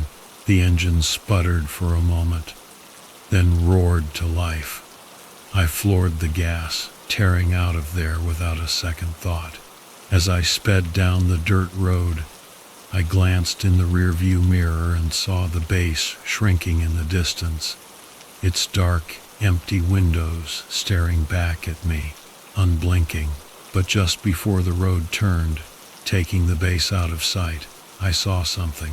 A light flickered on, just for a moment, in one of the upper windows, and I thought I could make out a figure standing there, watching me. And then, just as quickly, it was gone. The drive back to town was a blur. Even with the gas pedal pushed to the floor, it felt like I wasn't moving fast enough, like the road stretched longer and darker with every second. My hands were shaking, gripping the steering wheel too tightly, but I couldn't loosen my grip. I kept glancing in the rearview mirror, half expecting to see something darting between the trees, chasing me. But the road behind me was empty, just an endless stretch of dark, twisting forest. When I finally pulled into the motel parking lot, I slumped back in my seat, trying to catch my breath. My heart was still pounding, and my mind replayed everything I had seen. Those dark, empty corridors, the strange experiment trapped in the chamber, and the twisted figure that had almost found me in the control room. I felt sick, but there was a stubborn part of me that couldn't let go, that needed to know more. I knew I should drive away, forget everything, and never come back. But I couldn't shake the feeling that this wasn't over. I tried to sleep that night, but my dreams were restless and fragmented, filled with distorted faces and the sound of slow, dragging footsteps echoing through empty halls. When I woke up, I felt more exhausted than before, I lay there for a long time, staring at the ceiling, trying to convince myself that I had imagined it all. But I knew I hadn't. I had been there. I had seen it. The thought of leaving town, of putting as much distance as possible between myself and that base, was tempting. But it wasn't enough. Whatever had been left behind there, it had been waiting. And now, it felt like it was awake. And I couldn't shake the feeling that I had started something. Something that wouldn't just stay buried underground. I spent the morning pacing my room, trying to figure out what to do. My mind kept going back to Dan, the man who had sent me there in the first place. The way he had spoken, the way he had almost warned me but hadn't said enough. It didn't sit right. He knew more than he had let on, and I needed to talk to him again. I needed answers. I drove to the diner, hoping to find him there. But it was empty, except for a couple of locals who glanced up when I walked in. I scanned the room, my heart sinking when I didn't see his familiar grizzled face. I ordered a coffee and sat down, thinking maybe he'd show up if I waited long enough. But an hour passed, and there was still no sign of him. I was just about to give up when I heard the door creak open behind me. I turned, expecting to see Dan, but instead it was a waitress I hadn't seen before. She looked at me, then at the empty booth I had been staring at, and walked over. "Can I get you anything else?" she asked, her voice polite but distant. "No, I'm good. I was just wondering, you haven't seen a guy named Dan around here, have you? Older, kind of scruffy, always sits in that booth by the window." She frowned, shaking her head. "I've been working here a few years, and I don't know anyone named Dan. Are you sure you have the right place?" I blinked, taken aback. "Yeah, I'm sure. I talked to him just a couple of days ago, right here. He told me about that old base out past Miller's Creek." The waitress's expression changed slightly, her eyes narrowing. "That place? Look, I don't know what you're talking about, but if I were you, I'd forget you ever heard of it. No good comes from poking around out there." The way she said it reminded me of Dan, the same careful avoidance, the same hint of fear, but this time I couldn't just let it go. "What do you know about it?" I asked, leaning forward. "Why was it abandoned?" She hesitated, glancing around like she was afraid someone might overhear. Then she sighed. "Look, I don't know much, okay? Just bits and pieces, rumors from people who've been around long enough. They say it was some kind of research facility, but not the kind they talk about in the papers. Whatever they were doing out there, it wasn't meant to see the light of day. And when things went wrong, they buried it. They made sure no one would come looking." I felt a chill crawl down my spine. "But why hasn't anyone tried to clear it out, shut it down for good?" "Because it's easier to forget," she said simply. "And most people around here are smart enough to leave it alone. Whatever is out there, it's still there for a reason." I thanked her and left the diner, but her words stuck with me. Easier to forget. Maybe that's what everyone had been doing, pretending the base didn't exist, like they could erase it from memory just by not talking about it. But the more I thought about it, the more I realized I couldn't do the same. I needed to go back. I don't know what drove me to make that decision. Maybe it was the nagging feeling that there was something I had missed, something important, or maybe it was just stubbornness, a need to finish what I had started. Whatever it was, it led me back to the base, back to the place I had sworn I would never see again. The drive felt different this time. The road seemed longer, the trees darker, and the air colder. It was as if the forest knew I was coming back, and it wasn't happy about it. When I reached the gate, I hesitated, my hand on the steering wheel, staring at the rusted metal fence. Part of me wanted to turn around, drive until I couldn't see the base anymore, but I knew that wasn't an option. Not now. I parked the car and got out, my footsteps crunching on the gravel as I approached the gate. It creaked open, just like before, and I stepped inside, my heart pounding. The buildings looked the same, still crumbling and silent. But there was a tension in the air that hadn't been there last time. I felt like I was walking into a trap. I made my way back to the building with the control room, the one where I had seen the creatures on the monitor. I didn't want to go back inside, but I had to. I had to see if there was anything else, any clue I had missed. The door was still open, swinging gently in the wind, and I slipped inside, my flashlight cutting through the darkness. The control room was just as I had left it, the monitors dark and silent, the control panel still coated in dust. I approached it slowly, half expecting the screens to flicker on again, but they stayed dark. I let out a breath I didn't realize I'd been holding, relief mixing with unease. I hadn't seen any of the creatures on my way in, but I could feel them. I knew they were still here, somewhere, watching. I scanned the room, looking for anything I hadn't noticed before. There was a desk pushed up against the wall, covered in more papers, and I sifted through them, hoping to find something, anything that would explain what had happened here. Most of it was useless, pages of technical jargon that meant nothing to me. But then, I found a journal, its cover worn and faded. I flipped it open, and my breath caught. The first few pages were filled with neat, precise handwriting, detailing the early stages of the experiments, the excitement and hope that had driven the researchers.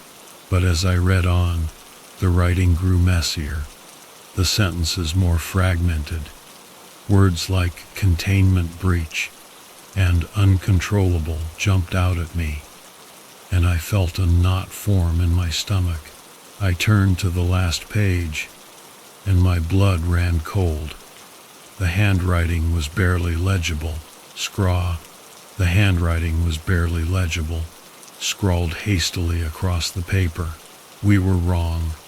It's not a subject, it's a signal, and it's calling to them. We can't stop it. If anyone finds this, the sentence cut off, the pen dragging across the page as if it had been yanked away. I dropped the journal, my hands shaking, and took a step back. A signal. I didn't understand, but I didn't have time to think. The air was getting colder and I could hear something, a faint, rhythmic sound, like a heartbeat, pulsing through the walls. I turned my flashlight, sweeping it across the room, and that's when I saw it. The monitor at the far end of the room flickered, then burst to life, showing the same dark corridor I had seen before. Only this time the metal doors were open, and the hallway was empty. I couldn't breathe. They were out. Whatever was down there, whatever they had been trying to contain, it was loose, and it wasn't just one anymore. I could hear the sound growing louder, like a drum beat echoing through the bass, and I knew I had to get out. I bolted for the door, my flashlight swinging wildly, casting long shadows that danced across the walls. But as I reached the hallway, I froze. Something was blocking the exit, a dark, twisted shape that stood in the doorway, its eyes glinting in the dim light. I took a step back, my heart hammering, and it moved slowly, its limbs jerking unnaturally. like it was struggling to remember how to walk. For a moment we just stared at each other, and I felt like I was looking at something that wasn't meant to be seen, something that existed outside of everything I understood. Then it tilted its head, and I heard a sound, a low, distorted hum that vibrated through the air, sending chills down my spine.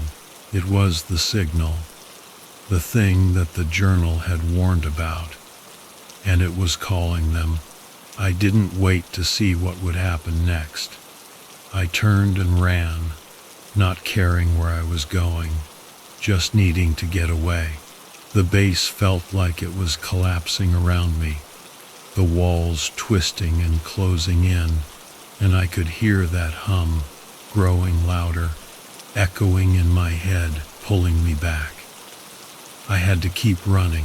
I had to get out before it was too late.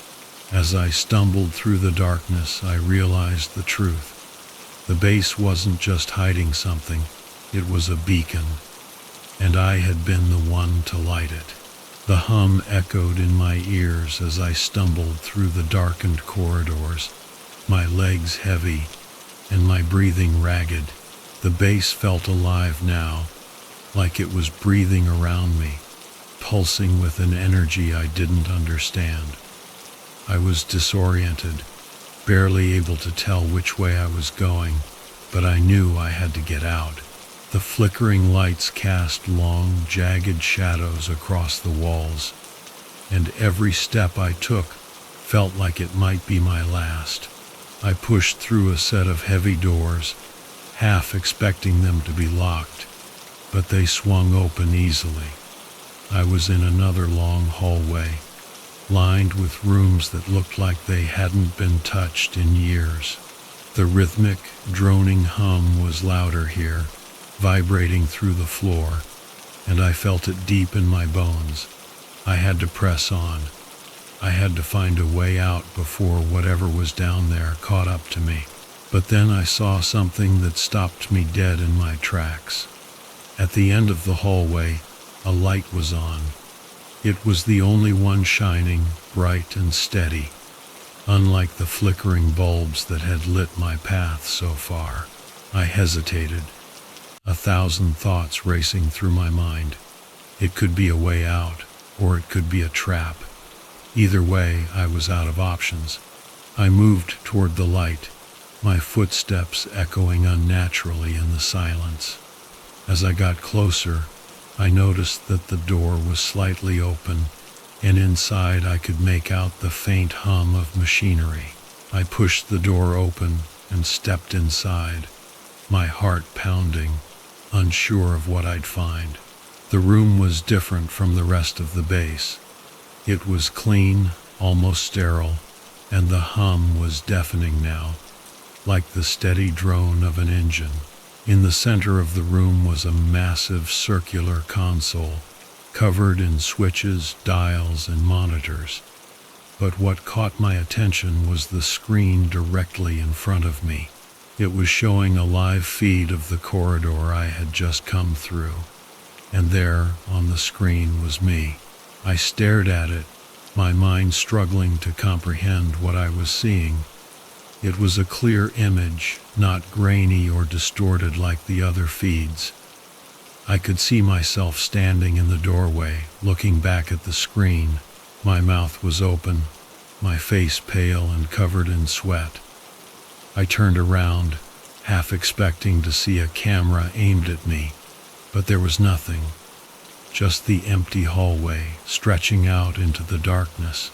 I turned back to the screen, and that's when I saw it. Movement behind me. I whipped around, but the hallway was still empty. Yet, on the monitor, I could see it clearly. A dark, distorted figure, slowly creeping up behind where I had been standing just moments ago. It moved in and out of the shadows, its form flickering like static, but its intent was clear. It was following me. My stomach twisted, and I fought the urge to bolt. Running wouldn't help. I needed to understand what was happening, why this place felt like a trap designed just for me. I scanned the console, my eyes darting over the buttons and switches, trying to find something, anything that would make sense of this nightmare. Then I saw it, a small, worn-out notebook wedged between two panels. I grabbed it and flipped it open, my hands shaking. The pages were filled with diagrams, notes, and messy handwriting. It was all technical, most of it incomprehensible. But there were phrases that stood out, phrases that made my blood run cold. Signal interference, broadcast disruption, psychological manipulation, and then one line underlined repeatedly, as if whoever wrote it wanted to make sure it was understood. It's not them, it's us. I didn't know what it meant, but I could feel the truth of it sinking into my gut. Whatever had been going on here, it wasn't about containing something. It was about controlling it, using it. They had found a way to send out a signal, one that could manipulate the mind, make you see things that weren't there, hear things that weren't real. And I had been caught in it, tangled up in a web of illusions and fear. My thoughts were interrupted by a sudden burst of static, and I looked up at the screen. The dark figure was gone, but the image was still there, flickering slightly. Then the screen went black, and a new message appeared, in the same font as before. You are the signal. I stepped back, the notebook slipping from my hands. It didn't make any sense, but at the same time, it explained everything. The visions, the noises, even Dan, he had been part of it, guiding me here, drawing me in. But why? I had to get out. I had to get out before I lost myself completely to whatever this was. I ran back into the hallway, not caring about the noise I made. I could still hear the hum, louder now, almost like it was laughing at me, mocking my fear.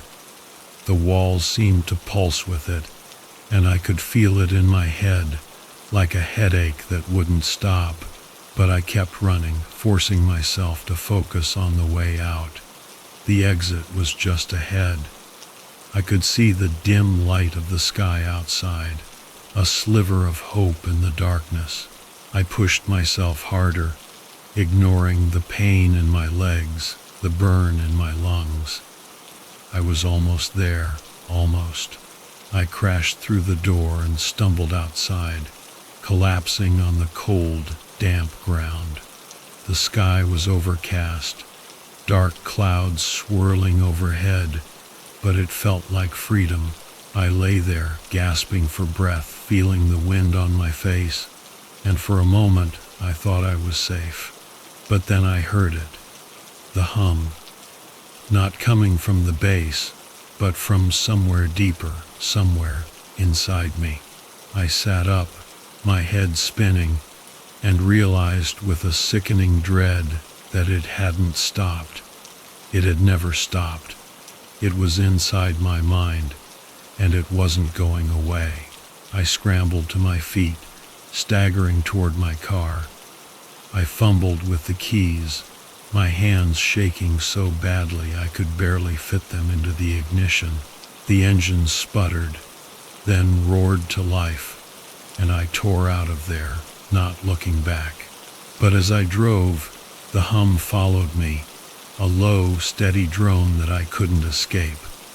I drove for hours, trying to get as far from that place as possible. But it didn't matter. No matter how far I went, I could still hear it, still feel it vibrating through my skull. It was like a part of me now, and I couldn't turn it off. I don't remember how I made it back to the motel. I must have passed out at some point, because when I opened my eyes I was slumped over the steering wheel parked outside my room. The hum was still there, faint but persistent, like a whisper in the back of my mind. I stumbled out of the car, my legs barely able to hold me up, and made my way to the room. Inside, I collapsed onto the bed, the world spinning around me. I reached for my phone, desperate to call someone, anyone. But there was no signal, just the hum growing louder, filling my head until I thought it would split open. I didn't sleep that night. I just lay there, staring at the ceiling, listening to the hum. It wasn't just noise anymore. It was a voice, clear and cold, whispering things I didn't want to hear, things I couldn't ignore. And I knew, with a clarity that chilled me to the bone, that it wasn't going to stop. I was the signal. I had been all along, and now it was using me, broadcasting through me, spreading itself. Whatever they had done at that base, they had succeeded. The signal wasn't just a machine. It was a consciousness, something that could live inside you, feed off your thoughts, and turn your mind into its own. The next morning, I checked out of the motel, barely aware of what I was doing. I drove out of town, not knowing where I was going, just trying to get away. But I knew deep down that there was no escape. The signal had me now, and it wasn't going to let go. And as I drove, the hum grew louder, and I could see them, dark, flickering shapes moving in the corners of my vision, always just out of reach. They were waiting, watching, and I realized, with a sickening clarity, that they were real as the signal inside me. I had brought them out, and now they were free. I don't know how this ends. Maybe it never does. Maybe the signal will keep spreading until there's nothing left but the hum, until we're all just echoes in its endless, empty frequency. But if you're reading this, if you found this, then please don't come looking for me. Don't try to find the base.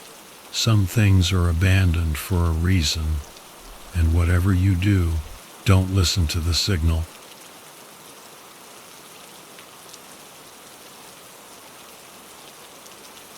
My name is Jenny Winner, and I'm a former lieutenant in the Global Peace Alliance.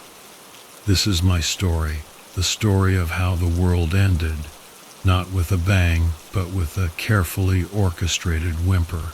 I remember the day I signed up to join the Army. It was August 18th, 2012. There was a mega hurricane destroying the Caribbean, and there were forest fires raging across most of southern Europe. I went down to the recruitment center and stood in line, watching the ash and soot from the Oregon fires drift past the windows like snowflakes. "Name?" the recruiter asked. Her attention focused on the hollow screen as she tapped away. "Jenny Winner," I responded. "Reason for enlistment?" I took a deep breath. The real reason was because I wanted to do my part.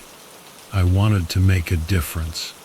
I wanted to stop the world from going to hell in a handbasket. "Because I want to help," I said. The woman paused, as if not expecting that answer. "Good," she said. "That's what we need. Welcome aboard." 3 weeks later, I was standing at the entrance to Fort Horizon, a sprawling training facility in the former state of Washington. The sun was shining brightly on the solar panels that covered the buildings, and a steady stream of vehicles was coming and going from the gates. "All right, let's go." "Processing is this way," Sergeant Foster said, his heavily scarred face shouting at all his new recruits as he led us toward the main building. We don't have all day. We were led through hallways that were lined with monitors, all displaying the world's most crucial problems. "First time seeing the big picture?" a voice beside me asked. I turned to find a young man with kind eyes and a nervous smile. "I'm Tom, from Milwaukee." "Jenny," I replied, grateful for the human connection in the sterile, high-tech environment. "And yeah, it's a lot. That's why we're here, isn't it?" he said. "To make those red dots go away." We didn't have time to talk further. A few moments later, we entered the processing center where they scanned us and gave us clothes and equipment. They put us through a series of tests, both physical and mental. And after a few hours, we were ready to begin training. "Lieutenant Winter," Commander Handler called to me sometime around the third week of tactical training. I looked up from the holographic battlefield I was working on, my squad mates having already exited the room. "Please wait a moment," he approached, his gait deliberate and his posture impeccable. It made me sit up straighter. "You've done a good job so far," he said, not quite smiling, "especially with the Mumbai flood incident yesterday. I like how you decided to incorporate the displaced people into the rebuilding effort, rather than just treating them as casualties." "Thank you, sir." I thought. "We're promoting you," he cut me off, handing me a tablet. "We want you thinking on a higher level from now on, starting today." "But I haven't even finished basic training yet, sir." "I know, Lieutenant, but the times are changing. The old ways and institutions won't be able to keep up." He turned back to the door. "And Winter, check the new satellite footage of the Arctic. Something's happening up there." That night, I lay awake in my new quarters, staring out the window at the military base below. I could see the tall walls of Fort Horizon in the distance, and the defenses built into the structure, designed to keep out any potential threats. My tablet beeped, indicating a new message. It was a new assignment, set to begin the following day. As I read through the details, I began to realize that something was happening up in the Arctic, something that could explain why my training had focused so much on natural disasters. But I had a feeling we were training to fight the wrong enemy. We should have been preparing to fight something else, something much more dangerous. I looked at my reflection in the window. My short black hair and dark eyes stared back at me. I had come a long way in the past 3 months. I'd gone from being a civilian to being a soldier, and now I was about to face the unknown. My tablet beeped again. It was a message from Sergeant Foster. "Get some sleep, Lieutenant. Tomorrow is going to be interesting." I smiled to myself. Interesting was an understatement, but I was ready for it. I was ready for whatever came next, and whatever it was, I was going to face it head on. The ash continued to fall outside my window. It was like a never-ending snowstorm, but instead of snow, it was black and gray flakes of burnt debris. It was a constant reminder of the destruction that had been wrought upon the world, and it was a constant reminder of the task that lay ahead of me. I closed my eyes and tried to get some sleep, but it was difficult. My mind was racing with thoughts of what was to come. Eventually, I drifted off into a fitful sleep, filled with dreams of fire and destruction. When I woke up the next morning, I felt groggy and disoriented. The alarm on my tablet was beeping, reminding me that it was time to get up and get ready for the day. I took a quick shower, got dressed in my uniform, and made my way to the briefing room. As I walked through the corridors of Fort Horizon, I noticed that the ash had stopped falling. It was still covering everything outside, but it had stopped coming down from the sky. The next day, the dust had cleared from the windows of Fort Horizon. I was standing in Briefing Room Delta, wearing my brand new uniform. "Dismissed," Handler said, tapping the table's interface. Central Africa now.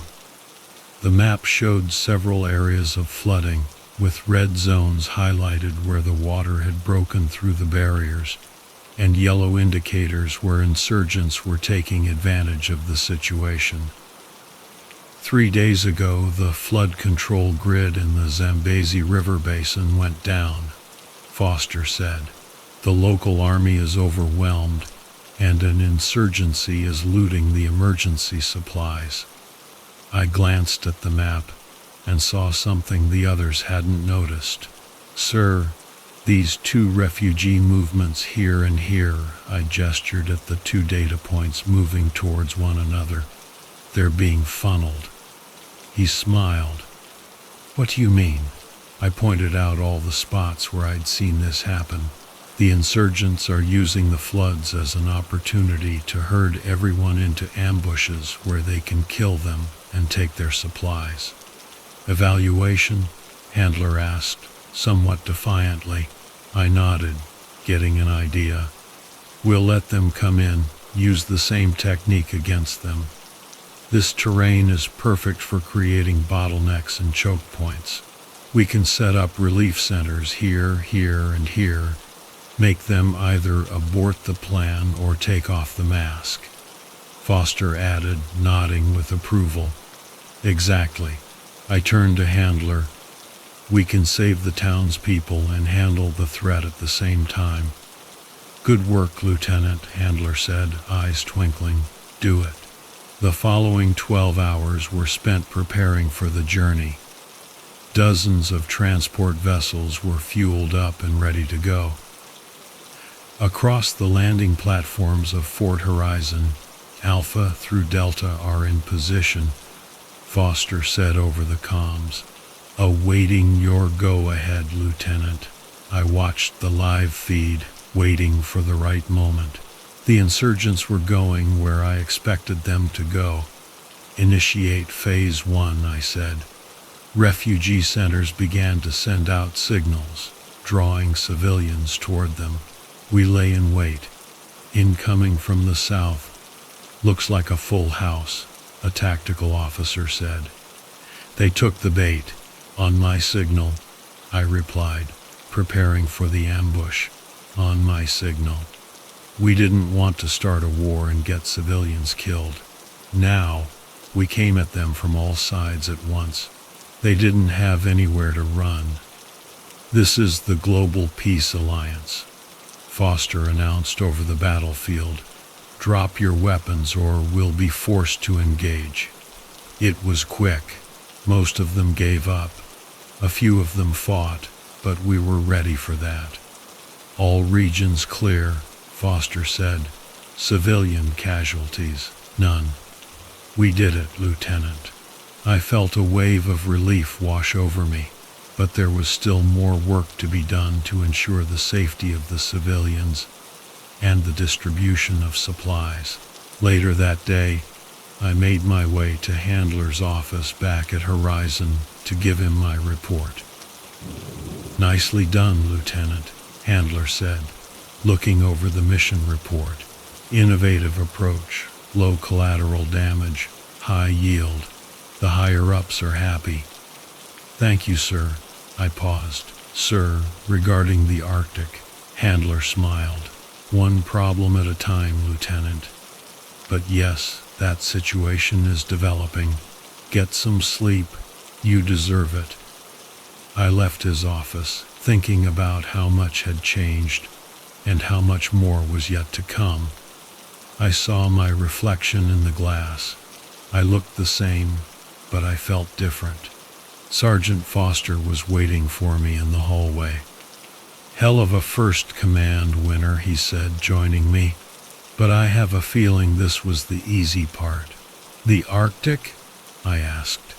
He nodded. The handler has that look on his face, like he knows something we don't, but whatever it is. He didn't finish his sentence. I thought of the melt, and I felt a shiver run through my spine.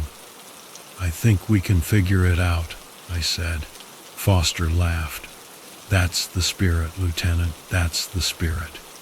As we walked through the corridors of Fort Horizon, I saw that the emergency alerts continued to flash on the walls. Besides the floods and the ongoing conflicts, I noticed more and more alerts coming in from the Arctic region, marked as classified. I knew one thing for sure: I was ready for the next step, whatever it was. But as I looked at the alert feeds, I couldn't help but feel that this was just the beginning of something much darker, something lurking beneath the melting ice. The rest of the night was a blur of classified reports and urgent alerts. I managed to get a few hours of sleep in my quarters, but my mind was racing with thoughts, trying to make sense of everything that was happening. The Arctic documents kept coming to mind, and I couldn't shake the feeling that the blacked-out sections were hiding something even more sinister than I had imagined. I was already awake, staring at the ceiling, when the emergency alert came. I laid awake in bed that night, thinking about the trip to the Arctic. At around 3 a.m. I received a notification on my tablet. It wasn't the usual environmental warning messages. All staff to Central Command viewing stations immediately. After a few minutes, I saw soldiers leaving their rooms. I made my way to the main viewing hall where hundreds of people were watching the giant monitors. They were showing a live feed from Paris. "Is that the G7 summit?" I heard someone ask behind me. It was. But something was wrong with them. They all looked like they were in a trance. President Winter came up to the microphone first. "Due to the unprecedented worldwide circumstances," he said, "we have decided to cede control of our countries to the Global Peace Alliance." The others started to whisper to each other. Sergeant Foster came up to me. "This is wrong," he said, his disfigured face reflecting off the monitors. One after another, they all said the same thing. They all gave the same prepared speech, offering up their countries to the United Nations, just like the President of the United States had done. "Lieutenant Winter?" Commander Handler called from the entrance. He was smiling again. In my office now. The trip to his office seemed to take forever. Everywhere we went, I saw the same images on the screens, the same impossible video playing over and over again. Handler was sitting behind his desk when I entered his office. He looked much more relaxed than I felt. "What do you think, Lieutenant?" "Permission to speak freely, sir, always." "This doesn't make any sense," I said, trying to put it delicately. "These world leaders, they were missing for 3 days last week, during that Arctic emergency. Now, all of a sudden, they come back and they're abolishing their governments." He smiled a bit wider now. "Yes, what else? Something's wrong with them, and sir, I mean no disrespect, but what is the truth? Why does it keep coming up in restricted files?" The room felt colder all of a sudden. "That's above your pay grade, Lieutenant. Just do your job. Things are different now. We need to adapt." "But sir, you're dismissed, Lieutenant." The mess hall was buzzing with activity later that morning. People were talking in hushed whispers, and I grabbed a coffee and sat down with Foster and some of the other officers. "They're saying the generals were swapped out," a lieutenant muttered. "Some kind of copies, clones," Foster said, chuckling. "Try mind control. I was up in the Arctic last month. You wouldn't believe what we saw up there." "What did you see?" I asked, sitting up. He looked around and said, "No, but it has something to do with the melters." "The what?" "Shh," Foster said. "That's just what we're calling them. People who, like, evaporate. First, it was just the people living near the ice sheets. I remembered some of the redacted sections in my briefing about the station's history and was about to ask more questions when an announcement came over the mess hall's screens. The Global Peace Alliance will now take command of all armed forces on the planet, a representative of the GPA said. All chain of commands will be restructured under a single command. And there's the catch, Foster said. Of course, some of them seemed to understand, but for others, it was like a light bulb had gone off in their heads, and they were beginning to see behind the curtain for the first time. A private from my tactical team sat down across from me. He handed me a tablet. "Check this out," he said. "I found it in the security footage from the G7 summit." The video showed a woman walking down a hallway. I recognized her as the German chancellor. A couple of seconds later, her body began to flicker like a bad TV signal, and then her entire being faded away. "Jesus," I said. "It gets worse," Torres said. "Look what time she came back." The image skipped ahead, and there she was coming out from the same corridor, but the timestamp it was from before she had gone into the corridor. The screen went black. Commander Handler had arrived at our table and turned the tablet off. "Giving away classified information, Private Torres?" he asked. "Detention Block C, sir?" I was only. "Go." The man left the room, escorted by 2 security officers who had just entered. I looked at Handler and saw something in his eyes for the first time. "Don't forget what you're here for, Lieutenant," he said. "The world needs order. We bring that order. Nothing else matters." As he left, Foster turned to me. "Be careful, Winter. Things are going to get interesting." I looked at my cup of coffee. I had lost my appetite. The world had changed, and I was beginning to think Fort Horizon was at the center of it all, and maybe not in a good way. The screens on the walls were still broadcasting the New World Order, and the soldiers around us were still talking about the melting people and the secrets of the Arctic. I thought about the ash that had been falling from the sky the day I enlisted, and how it had seemed like a bad omen to me at the time. Perhaps I should have listened to my gut, and yet, what other choice did I have? 3 days later, I was called to Handler's office.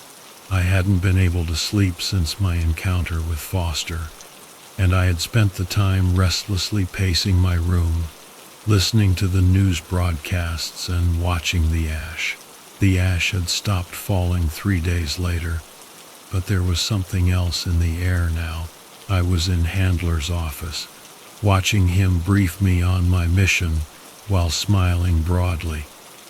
"North Korea is a special place, Lieutenant Winter," he said, swiping his fingers through the holographic interface. "There are some special things within the research labs of the previous regime." "What kinds of things, sir?" I asked, trying to act normal despite how uncomfortable I felt watching him swipe his fingers. "That's classified. Your mission is to extract the contents of Site 7. The map revealed a mountain complex buried beneath the eternal snow, with red warning symbols flashing around it. "You'll be working with our blackout units," Handler said. "Extraction will be handled by the Golden Birds." I had heard of the silent, golden helicopters that could appear and disappear in an instant, but no one really knew what they were. "Sir, the mess hall yesterday. Mission first, Lieutenant," he said, smile gone. "Carry on." As I exited Foster's office, the sergeant was standing there, his disfigured face looking as serious as ever. "You get the assignment?" he said, walking alongside me. "Some of it. You're coming with me. Someone's got to keep you safe, Winter." There's something off about Handler, his mannerisms, speech. It's like he's not really himself. I interrupted. Foster nodded. Just like the G7 leaders. 12 hours later, we found ourselves on a stealth transport heading into North Korea. 5 minutes to drop, the pilot said. I glanced around at our team of 8, including 2 members of the blackout units. They were sitting away from the rest of us, wearing tactical masks which concealed their faces, and they hadn't said a word since they arrived. All right, listen up everyone. Our objective is recon and retrieval. Do not engage unless necessary. What exactly are we retrieving, LT? Private Rodriguez asked. One of them interrupted me, saying, concentrate on your duties. The air inside the helicopter became even colder. We landed, and after disembarking, we watched the helicopter fly away. 2 clicks north, movement, Foster said over the comm. We moved forward in formation, heading towards the research facility. Contact, Rodriguez said. 3 targets, northeast corner. Wait, I replied, staring at the thermal display. There were no heat signatures. One of them suddenly stepped forward. Let him go, I said. Let him go. They didn't listen to me and continued to head towards the facility. Gunfire rang out from multiple directions, and I realized it was an ambush. Contact, Foster called out. Multiple hostiles surrounding us. Everything happened so fast. Suddenly, there were tracer rounds flying through the air and bullets hitting the snow around us. I threw myself to the ground and fired back. Rodriguez, how we doing? I asked over the radio. Nothing. Rodriguez, do you copy? He's gone, Lieutenant, Foster said, his voice strained. Just gone like the rest. I heard one of the men screaming. It was Private Winter, no relation, and saw him stumbling backwards, dropping his weapon. Oh God, he said softly. The faces are. He was about to say something else, but then he just disappeared. Retreat, I shouted. Rally point Charlie, fall back. There was no sign of the blackout operators. As we retreated, I saw people running in the woods, but they weren't quite right. And then I heard the sound of helicopters. 3 of them were coming from the east, the golden color of their hulls glistening in the morning sun. Extraction team, Foster said without confidence. I saw helicopters land in a clearing up ahead, and children emerged from them, barefoot and half-naked, their eyes glowing golden. Lieutenant Jenny Winter, one of them said, sounding like a dozen voices at once. Commander Handler sends his regards. Move back, I shouted. Move back. We backed away into the forest as another round of gunshots went off. When we reached the backup rendezvous point, half of our squad was missing. Not dead, just gone. We were airlifted back to Fort Horizon. The 4 of us who survived sat in silence the whole way back. There wasn't much to say. Handler was waiting for us when we got back. Congratulations, Lieutenant, he said, handing me a tablet. You've been promoted. I looked at the screens of my tablet. I had been promoted, but the cost of that promotion had been the lives of every other soldier in my unit. Sir, I began. What was that outside? Those kids are confidential, he interrupted. As is the rest of what you witnessed this evening. You got that? I nodded, feeling Foster's eyes on the back of my head. Okay, Handler said.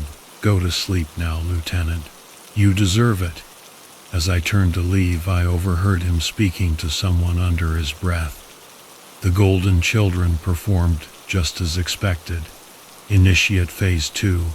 Back in my quarters, I stared out the window at the sunrise over Fort Horizon's walls.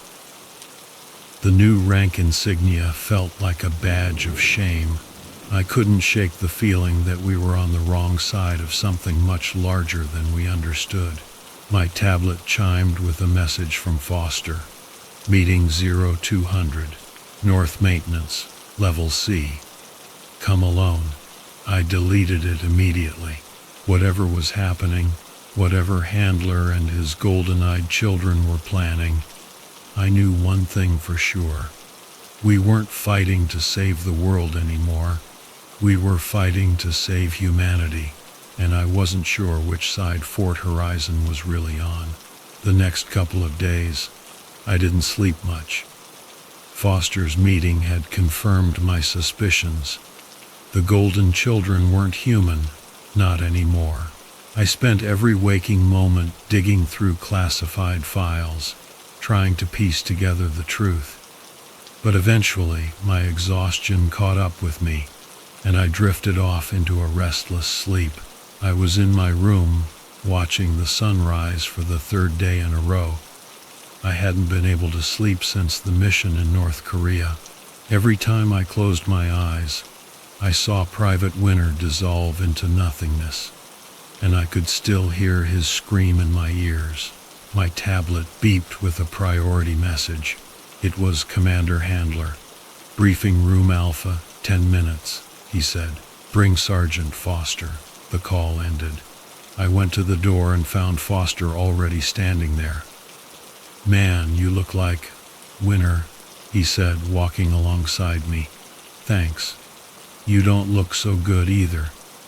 As we made our way to the briefing room, I noticed that the hallways were mostly deserted. Those who we did pass by looked away quickly and hurried off. Did you see what I saw? Foster's asked as we neared the briefing room. You mean other than the entire station looking like a wake? The security cameras. They've been pointing in different directions. It happened overnight. I looked up and saw he was right. The cameras were all pointed a little bit off to the side. Handler was standing at the front of the room beside a couple of officers who I didn't recognize. Ah, Lieutenant Winter, Sergeant Foster, have a seat. A hologram lit up in front of us, indicating areas of concern. There were red marks all over the globe, but they weren't natural disasters. In the last 3 days, Handler said, we've identified 317 different melt incidents. The screen cut to security camera footage from a subway station in London. A man stopped in his tracks, turned, attacked a stranger, and then vanished, leaving only his clothing and briefcase behind. Christ, Foster whispered. As I said, Handler continued, they become violent, and then they disintegrate. Nothing left, no body, no residual molecules. Sir, I said, is this a weapon? That would be good, Handler replied, because we know how to handle biological weapons. The officer in charge took a step forward and said with an odd voice, this is something else. Foster moved his hand closer to his gun. I felt the same urge. We've had intel, Handler said, that there's a document, one that explains all of this, how to end it. The image changed to a facility located deep inside the Ural Mountains.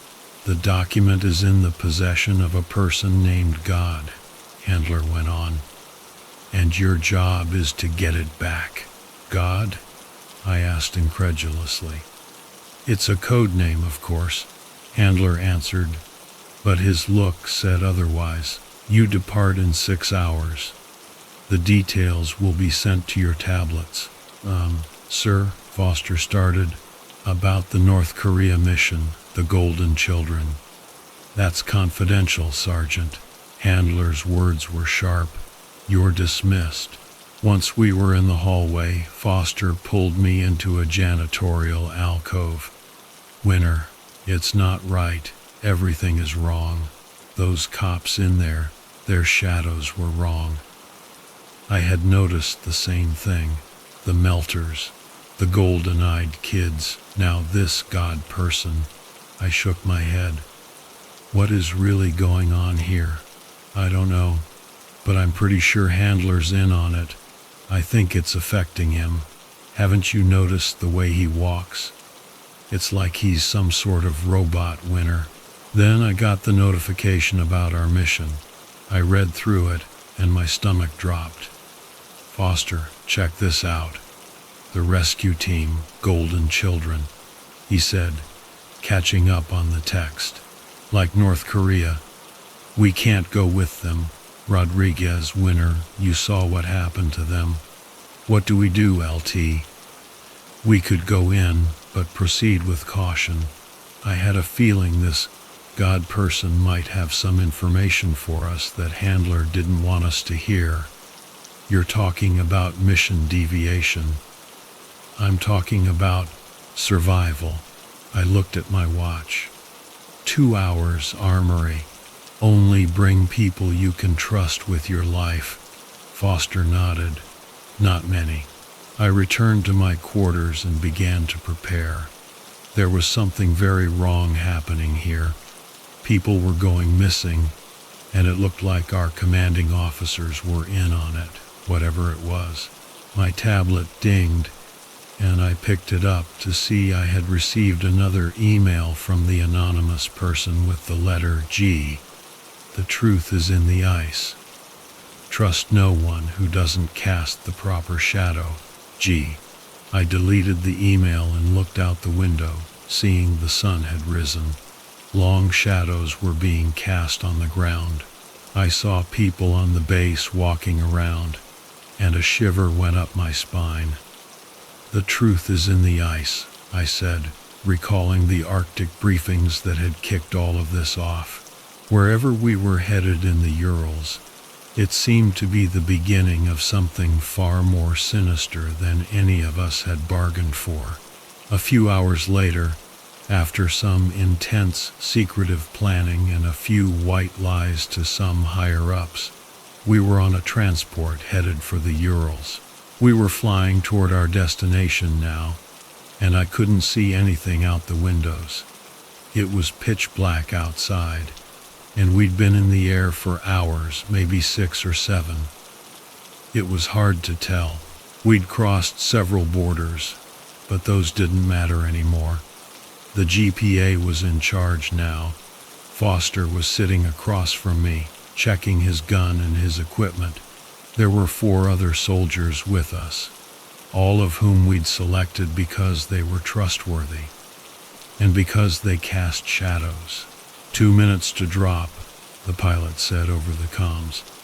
All right, I said, looking at my squad mates. We need to get in and get out. If the Golden Children show up, retreat to our secondary positions. No unnecessary risks. And what about the document? Martinez asked, shaking her rifle out. Only if it's safe to do so. I have a feeling God won't let us leave without a fight. The transport landed in a clearing full of dead trees. We stepped out into the freezing cold. Contact, right side. Yu's voice crackled in my ear. 400 meters. I looked toward the forest in the distance through my binoculars. No one there. The abandoned military base was right in front of us. Close formation, I said. Foster, on point. We walked through the ruins in silence. No wind, no birds, no sound at all except for the crunch of our footsteps in the snow. Contact, Patel said, barely audible. Northwest corner, 2nd floor. Through my scope I saw movement. A small child, naked. Golden child, Foster was saying. Just one. Never just one, I was saying. Retreat 2. There was a sound of children laughing from all around us. "Circle up," I yelled. "Backs together." A moment later, a bunch of half-naked children with golden eyes came crawling up the hill, looking at us as if we were prey. "Don't shoot," I commanded, ignoring my gut. "Just hold." One of them, a girl who looked to be no more than 12 years old, stepped forward with a grin too wide for her face. "Lieutenant Jenny Winter," she said, her voice a chorus of awful whispers. "God is waiting. We're taking the file," I said, aiming my rifle at her center mass. "Yes, the truth," she said, her head tilting at an unnatural angle. "Are you sure you want it?" Suddenly, fog began to pour in from all directions, and the golden children became indistinct, multiplying as the mist grew thicker. "Contact left," Jackson yelled, and then shots rang out. Everything became confused. I heard gunshots and saw shapes moving in the fog, some small and others large. "He's down," Martinez shouted. "We was down. He's gone." "Regroup," I commanded. "Rally Point Alpha." Someone grabbed me from behind, spinning me around and making me pull the trigger of the shotgun. A quick look showed it had been the golden child. "Foster," I shouted. "Report." He didn't answer. I heard another scream and looked over to see Jackson being eaten alive by the creatures. His gun fell to the ground as he disappeared. "Lieutenant," it was Patel calling out from somewhere to my right. "They're trying to funnel us." She was right. They were trying to drive us toward the main building, using the fog and chaos to split us up. "Martinez, Patel, get back to the transport," I said. "Foster, if you can hear me." Suddenly, something hit me from the side, and I fell to the ground. I got up and pulled the trigger, but there was nothing there. The laughter and giggling was all around me now. The fog was getting thicker. A boy with golden eyes appeared right in front of me, smiling. "The truth hurts," he said. "I was hit in the back of the head by something and fell into the snow." As I was blacking out, I saw Foster's face appearing on the other side of the mist, trying to tell me something. Then everything went dark. When I woke up, I found myself back in the infirmary at Fort Horizon. "Lieutenant," I heard Handler's voice. "You've been out for 3 days. I couldn't turn my head. It hurt too much." "Don't try to get up," he said. "The golden children sometimes play a little rough." "Foster," I gasped. "The others?" "Sergeant Foster is in the other room. Martinez and Patel were successfully extracted. The rest." He smiled, thin-lipped. "Casualties are a necessary part of the truth." But just before I faded out completely, I glimpsed Handler's shadow on the wall, and for a moment it looked all wrong. There was a child standing behind him, and it was grinning up at me with a smile that went from ear to ear. I never did find out what the truth was, but it felt like I was close, too close, and I would find out eventually, wouldn't I? Yeah, it was impossible to know how much time passed as I lay there in darkness, in unconsciousness, in sleep. My dreams were fevered and filled with golden eyes watching me from the shadows, and the shadow of Handler, and the sounds of children and laughing. But I couldn't wake up, despite my best efforts. I heard voices around me occasionally. I felt hands on me, but every time I tried to open my eyes, I just passed out again, falling back into the blackness. Finally, though, I came to my senses. I awoke a second time. It was day now, but still the same room. "Good morning, Lieutenant Winter." A woman in a white coat stood at the foot of my bed. She held a tablet. "I'm Dr. Wells. How are you feeling today?" Like I got shot in the head," I replied. "That's normal after getting shot in the head," she smiled. "Do you remember what happened?" I tried to remember the images that had flashed through my mind, but they were gone. "Our assignment," I explained. "The Urals. We were sent to find—" "That's quite all right, Doctor," Wells interjected. "Gaps in memory are typical post-treatment." I tried to get up, but noticed I was tied to the bed. The doctor saw this. "Standard protocol," she said. "Sometimes the patients get restless during integration." "Integration? Treatment?" She smiled, almost convincingly. "A nurse will be by soon with your medication." When she turned to leave, I saw her shadow on the wall, and it looked completely normal, as if she were a person. Something about that struck me as significant, but I couldn't quite put my finger on it. The nurse who came in wasn't my relative either, despite having my last name. She was very efficient and injected something into my IV. "What is that?" I asked. "A little something to help with the transition." "With the healing," she said, catching herself. I could see people being wheeled past my door, their faces blank and their eyes staring off into space. "Lieutenant?" the voice asked. It was Private Martinez. She was standing at the door. "They said I could come see you for a few minutes." "Martinez," I replied. "What happened? Where's Foster?" She looked over her shoulder at the security camera. "You are recovering nicely," she said, then leaned in, whispering, "This isn't the same base. This isn't the same people." Before I had a chance to answer, a therapist showed up. At least, I assumed he was a therapist. "Visiting hours are over," he said. "Lieutenant Winter is going to be needing her rest." She nodded, turning to go, but before she did, I caught her saying quietly, "Watch the shadows." For the next few days, I was subjected to intense psychiatric evaluations. They asked me repeatedly about the mission, about the Golden Children, about the truth. I answered their questions as best I could, all the while watching the shadowy outline of the doctor on the wall behind him. "What can you tell me about Commander Handler?" he asked one day. "Why, just your experiences with him. What do you think of him? Anything that sticks out?"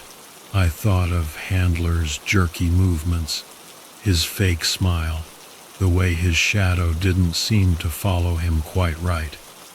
"Nothing unusual," I lied. "Interesting," he scribbled a note on his tablet. "And the document you were sent to retrieve?" "I don't recall any document."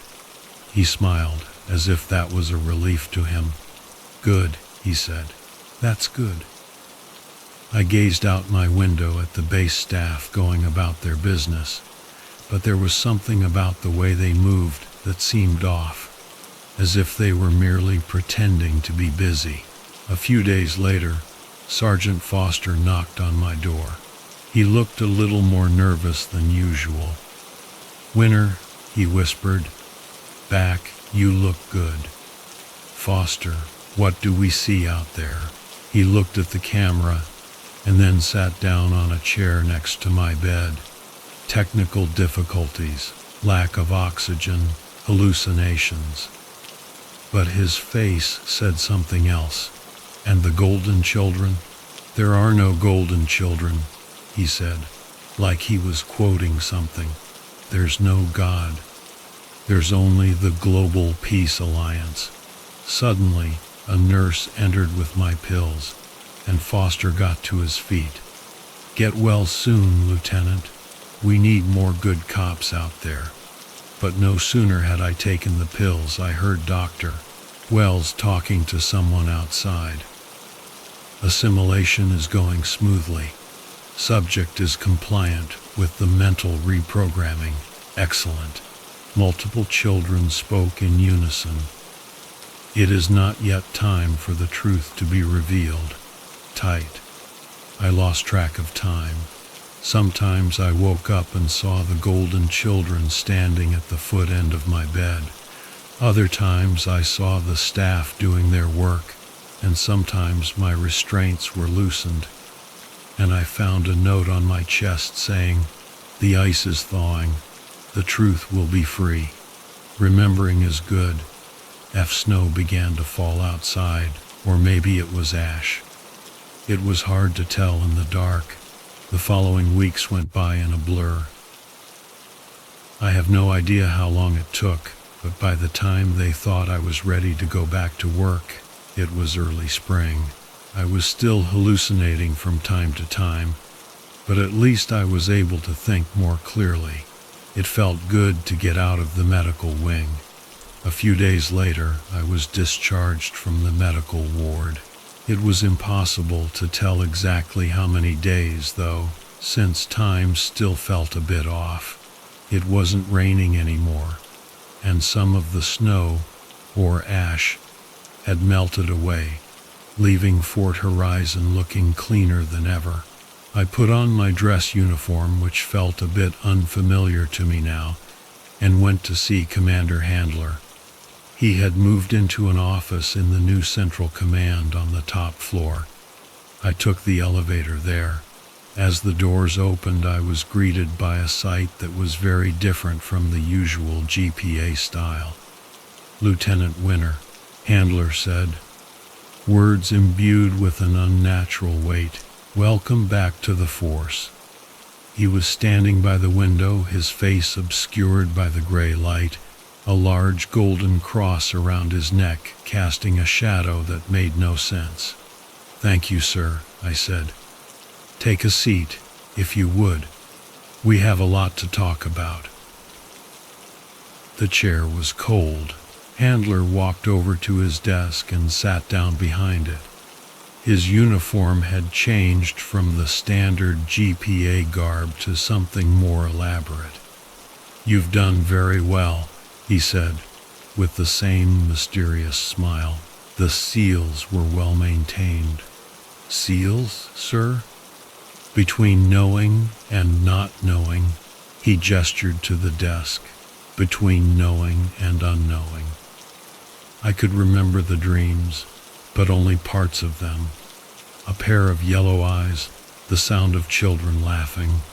"Sir, the mission was a success." He cut me off. "The truth is protected." "What truth?" I blurted out. "What is this all really about?" His grin grew a bit wider still. "We're keeping the peace, Lieutenant. The new peace. Haven't you noticed? Improvements. No more nations. No more wars. No more." He paused. Pointless questions. The cross on his chest glowed with an eerie brightness, and his shadow seemed to dance behind him with a will of its own. "With respect, sir," I said, clutching the arms of the chair as if they could anchor me to reality, "I think I deserve some answers. What happened to my team? What are the golden children? What?" "Careful, Lieutenant," he said, his voice resonating in a way that made my teeth hurt. "Some questions open doors that cannot be closed." I saw the melt. I continued, "I saw what happened to Private Winter, to Jackson. You saw what you needed to see." Handler stood up, his movements uncanny and fluid. "Your role in this new world order is too important to be tainted by recollections." "My role." He pressed a button, and one of the walls turned into a large screen. I saw my own face on the screen. There were posters of me, news articles, propaganda. I was depicted as some kind of messiah. "The people need heroes," Handler said, "symbols of light for the new era." But I I muttered. I never. It's not about what's real, Lieutenant. It's about what we say is real. I stood up. This is wrong, all of it. Whatever you are, whatever you're planning. Jenny, he said, using my name for the first time, you're special. You've been chosen to take on a very important role.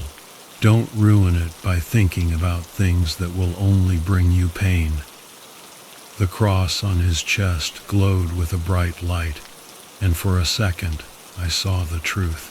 You're dismissed, Lieutenant, he said, his voice back to normal. Some things are better left buried. The descent was quick. As soon as I got back to my quarters, I saw that the walls were covered from top to bottom with propaganda posters, the same ones I had seen in the office. My face was everywhere, smiling, looking happy, proud, and strong. It made me sick.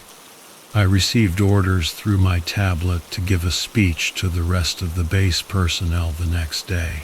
It was already written for me and talked about unity, purpose, and truth. I looked out through the window and saw how the people outside were marching in perfect harmony. Their shadows were beginning to blend together. A message popped up on my tablet. It was from F. The ice continues to melt. Choose your truth carefully, F. I looked at my reflection in the window. Which version of me was the real one? The one on the posters or the one with the doubts? I looked up and saw the white sky. Was it real, or was it about to be painted by someone else's truth?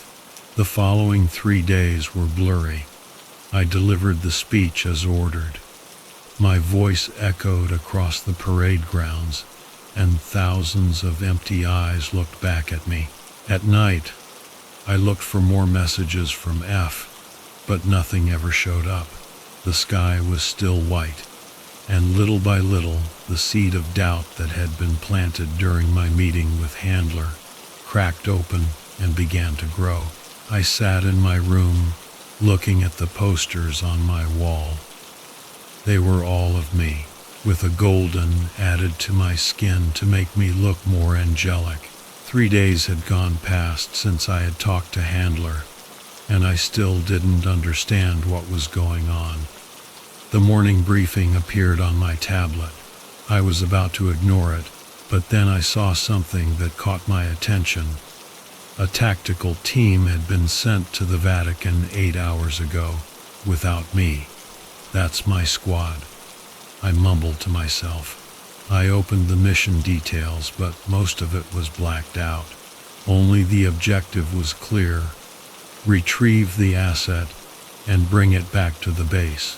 Top priority. I tried to contact Foster, but he didn't answer. When I tried to call Martinez and Patel, I got the same answer for both of them, currently on an operation. I walked through the corridors of Fort Horizon and realized how people moved out of my way, almost as if they saw me coming from a mile away. I took the elevator up to Handler's office and felt my anger boiling inside of me with every floor I ascended. When the doors opened, I entered an empty office. The golden cross still hung on the wall, but I don't know how to describe it. It felt like the shadows moved in a different way. Commander Handler can't come to the phone right now, the children's voices said in unison. 3 golden children appeared in a corner of the room. I could have sworn was empty a second ago. They were naked, and their skin glowed brightly. Where are my friends? I asked them. Truth, they said together, finds its own level, like water or ice. No more riddles. I need to get to them. The smallest girl turned her head at an awkward angle. Did they? Are you sure? The elevator chimed, and Handler stepped out. His movements were more robotic than usual, and the cross on his chest seemed to be flashing in rhythm with the shadows. Lieutenant Winter, he said, his smile devoid of all humanity. I thought we agreed that there would be no unnecessary questions. You sent my squad out without me. Why? Your position is far too valuable to deploy on missions. He walked over to his desk with a gliding movement. You are an icon. Icons need to be kept safe. Safe for what? The Golden Children laughed, a sound like shattering glass. 3 days later, I sat in the debriefing room, reading over the after-action report, which made no sense. Martinez was the only one who came back, and she seemed to be reading from a prepared script. We retrieved it from the Vatican archive, she said matter-of-factly. Italy's golden boy, the ninth key. Foster learned too late. Where is he? I asked. Where are the others? Sergeant Foster died a hero, Handler said coolly, sacrificing himself in a valiant effort to hold off the enemy while the rest of the crew completed the mission. That's not true, I said, standing up from the table. Foster wouldn't. Truth is whatever we say it is, Handler said. Maybe you need to go back to medical. Where are my people? I shouted. What the hell is the ninth seal? What the are you? His smile grew a bit larger. Easy, Lieutenant, he said. Some questions open doors that can't be closed. Some answers destroy the asker. I saw what you did, I replied. I saw people melting. I saw kids who weren't kids. You saw what you needed to see. He stood from his chair, rising in a way that seemed almost unnatural. Your position in what happens next is too important to be compromised by truth. A tear rolled down her cheek, but she didn't say anything. The ice melts, she says. The boy of gold points north. The ninth seal breaks, and truth flows like water. Get her to medical, Handler said. 2 officers emerged from nowhere, their shadows off in an inexplicable way. As they dragged him away, Handler turned back to me. His cross was glowing again. Go back to your room, Lieutenant, he said. Remember your mission. Remember what happens when you ask too many questions. I watched Martinez being dragged away, hearing her last words in my mind. The boy of gold points north. Outside the windows, ash or snow was falling, glimmering with golden reflections in the twilight. The boy of gold, I thought. Tomorrow his face would be plastered all over the propaganda posters. Another hero, another lie.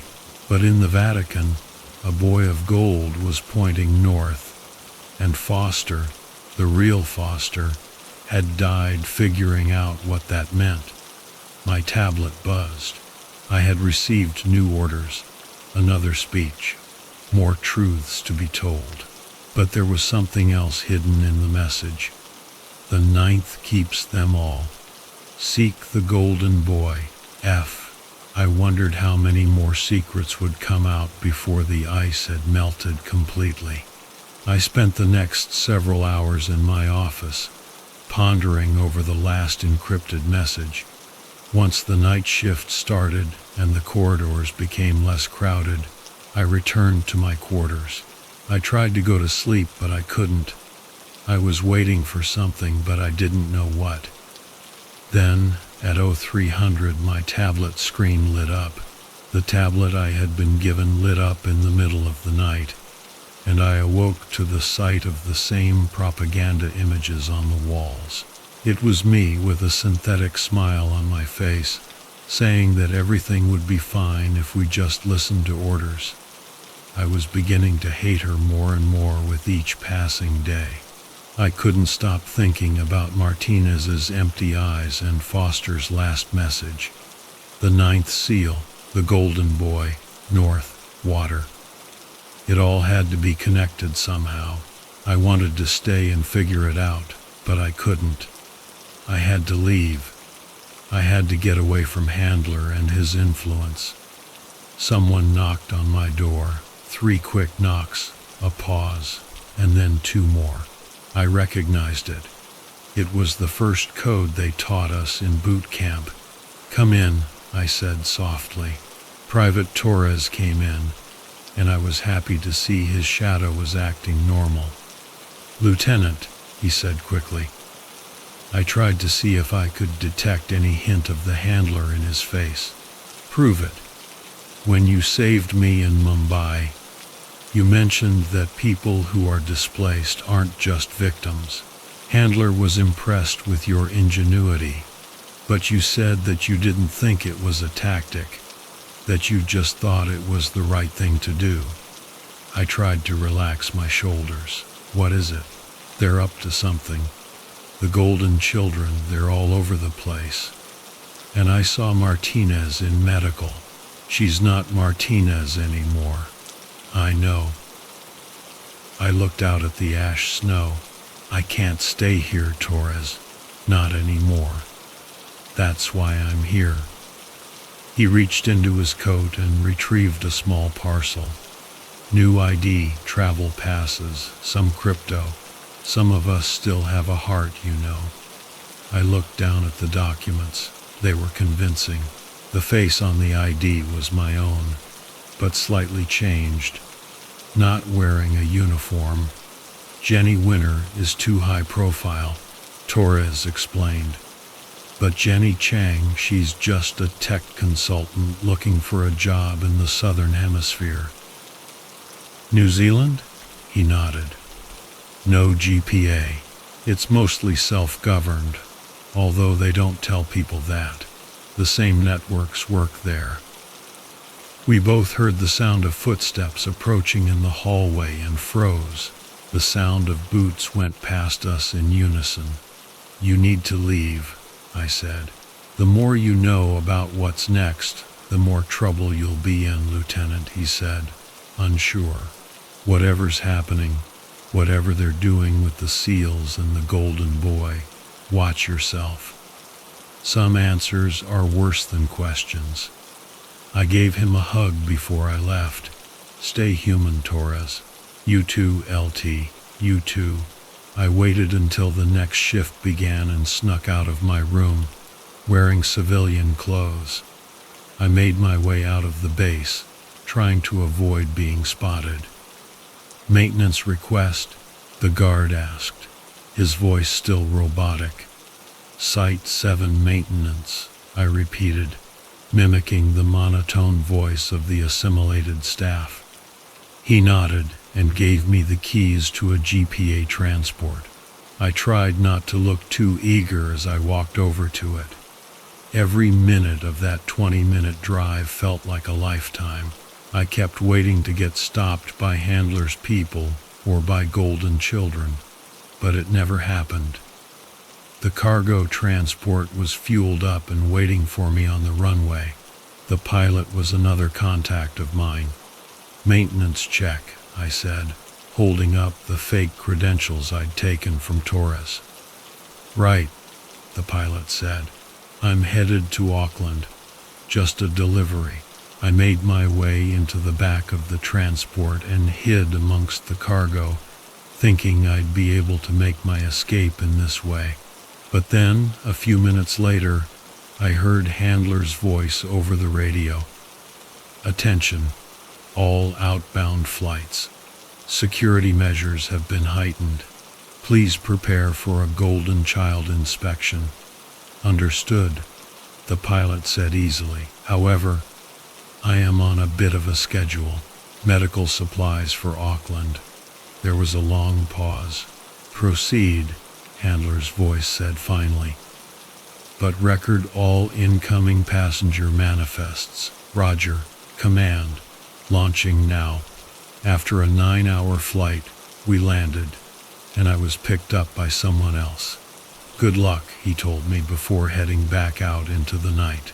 A couple weeks later, I found myself on a remote beach on the South Island of New Zealand, watching the sunset. A small cabin built into the hillside was my new off-grid home. Still, I kept a tablet with me, receiving encrypted messages from the network. They told me that the Golden Children were making more and more appearances and that more people were beginning to convert to Handler's new way of thinking. A statue of a young boy had been erected in Rome, and its golden arm was pointing north. I deleted the messages, but they stuck with me. Whatever lay beneath the ice, it wasn't over yet. I realized that I couldn't hide from this thing forever, but I tried to put it out of my mind for now.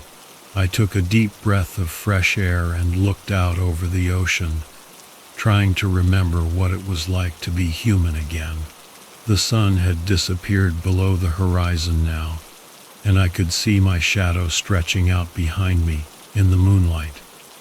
It was just a normal shadow, I was glad to see, and there was no ash falling from the sky.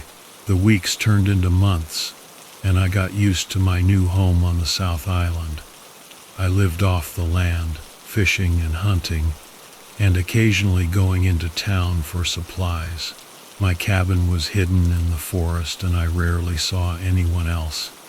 I kept to myself and didn't draw attention to myself. It was a beautiful sunset over the ocean when I finished writing on my tablet. It's been around 6 months since I escaped Fort Horizon.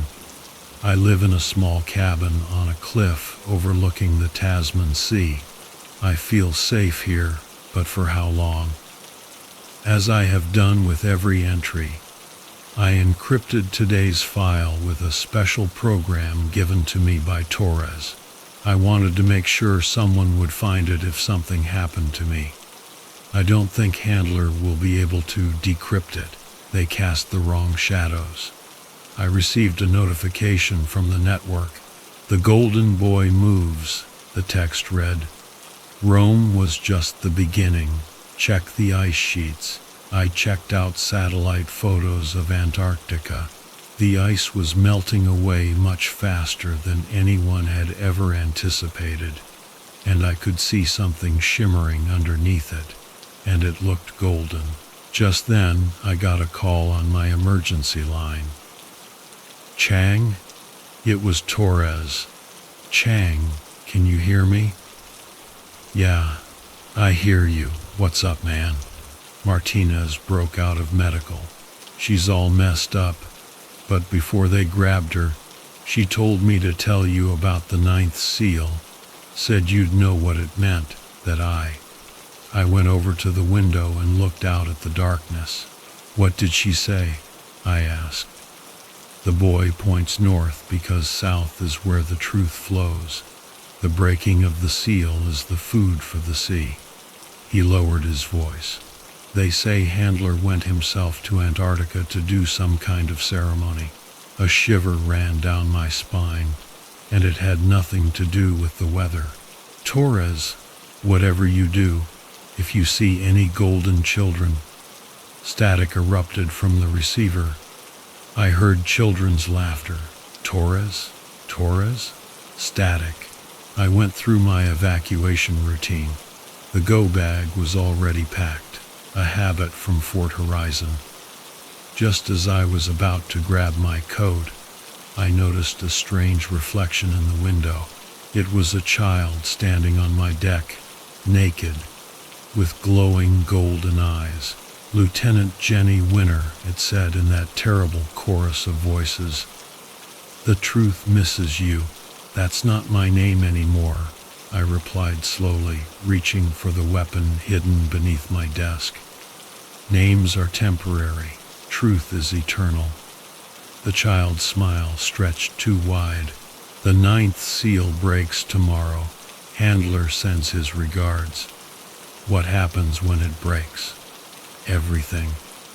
The child's form began to blur at the edges. And nothing. The ice melts. The truth flows. And humanity evolves. Into what? But it was gone. I received a notification on my tablet. There was suddenly a lot of activity around Antarctica. Ships and aircraft were moving toward a single point, and something was coming out of the ice at that point. Then I received a message from an unknown source. Some truths unmake the world. F. Foster, I thought. He tried to warn me. Now I knew what he had seen. Now I knew why he had to die. The ninth seal wasn't a seal. It was a door. And tomorrow, Handler was going to open it.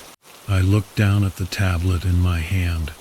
There was one more file I had yet to upload. Broadcast to all channels? The system asked. The storm was intensifying, and the ocean could be heard pounding on the rocks outside. The stars were out, and yet everything felt dark. And I realized Handler was right. Sometimes you have to break things to find the truth. Send, I said aloud. I uploaded the file everywhere I could think of. All the secret networks, all the places where there were still people left. I hope they read it. I hope they understand. I hope they prepare. And then I saw the golden lights rise from the ocean. The golden children were coming soon. They would be here, and something else right behind them. I grabbed my bag and headed down to the beach. The truth is coming out now. There's nothing I can do to stop it. All I can do is write it down, remember it, and hope someone will read it and realize what they missed when they stopped asking questions. The golden lights were shining brightly now, reflecting in the water. I felt the ninth seal breaking, but I kept walking toward the beach, my shadows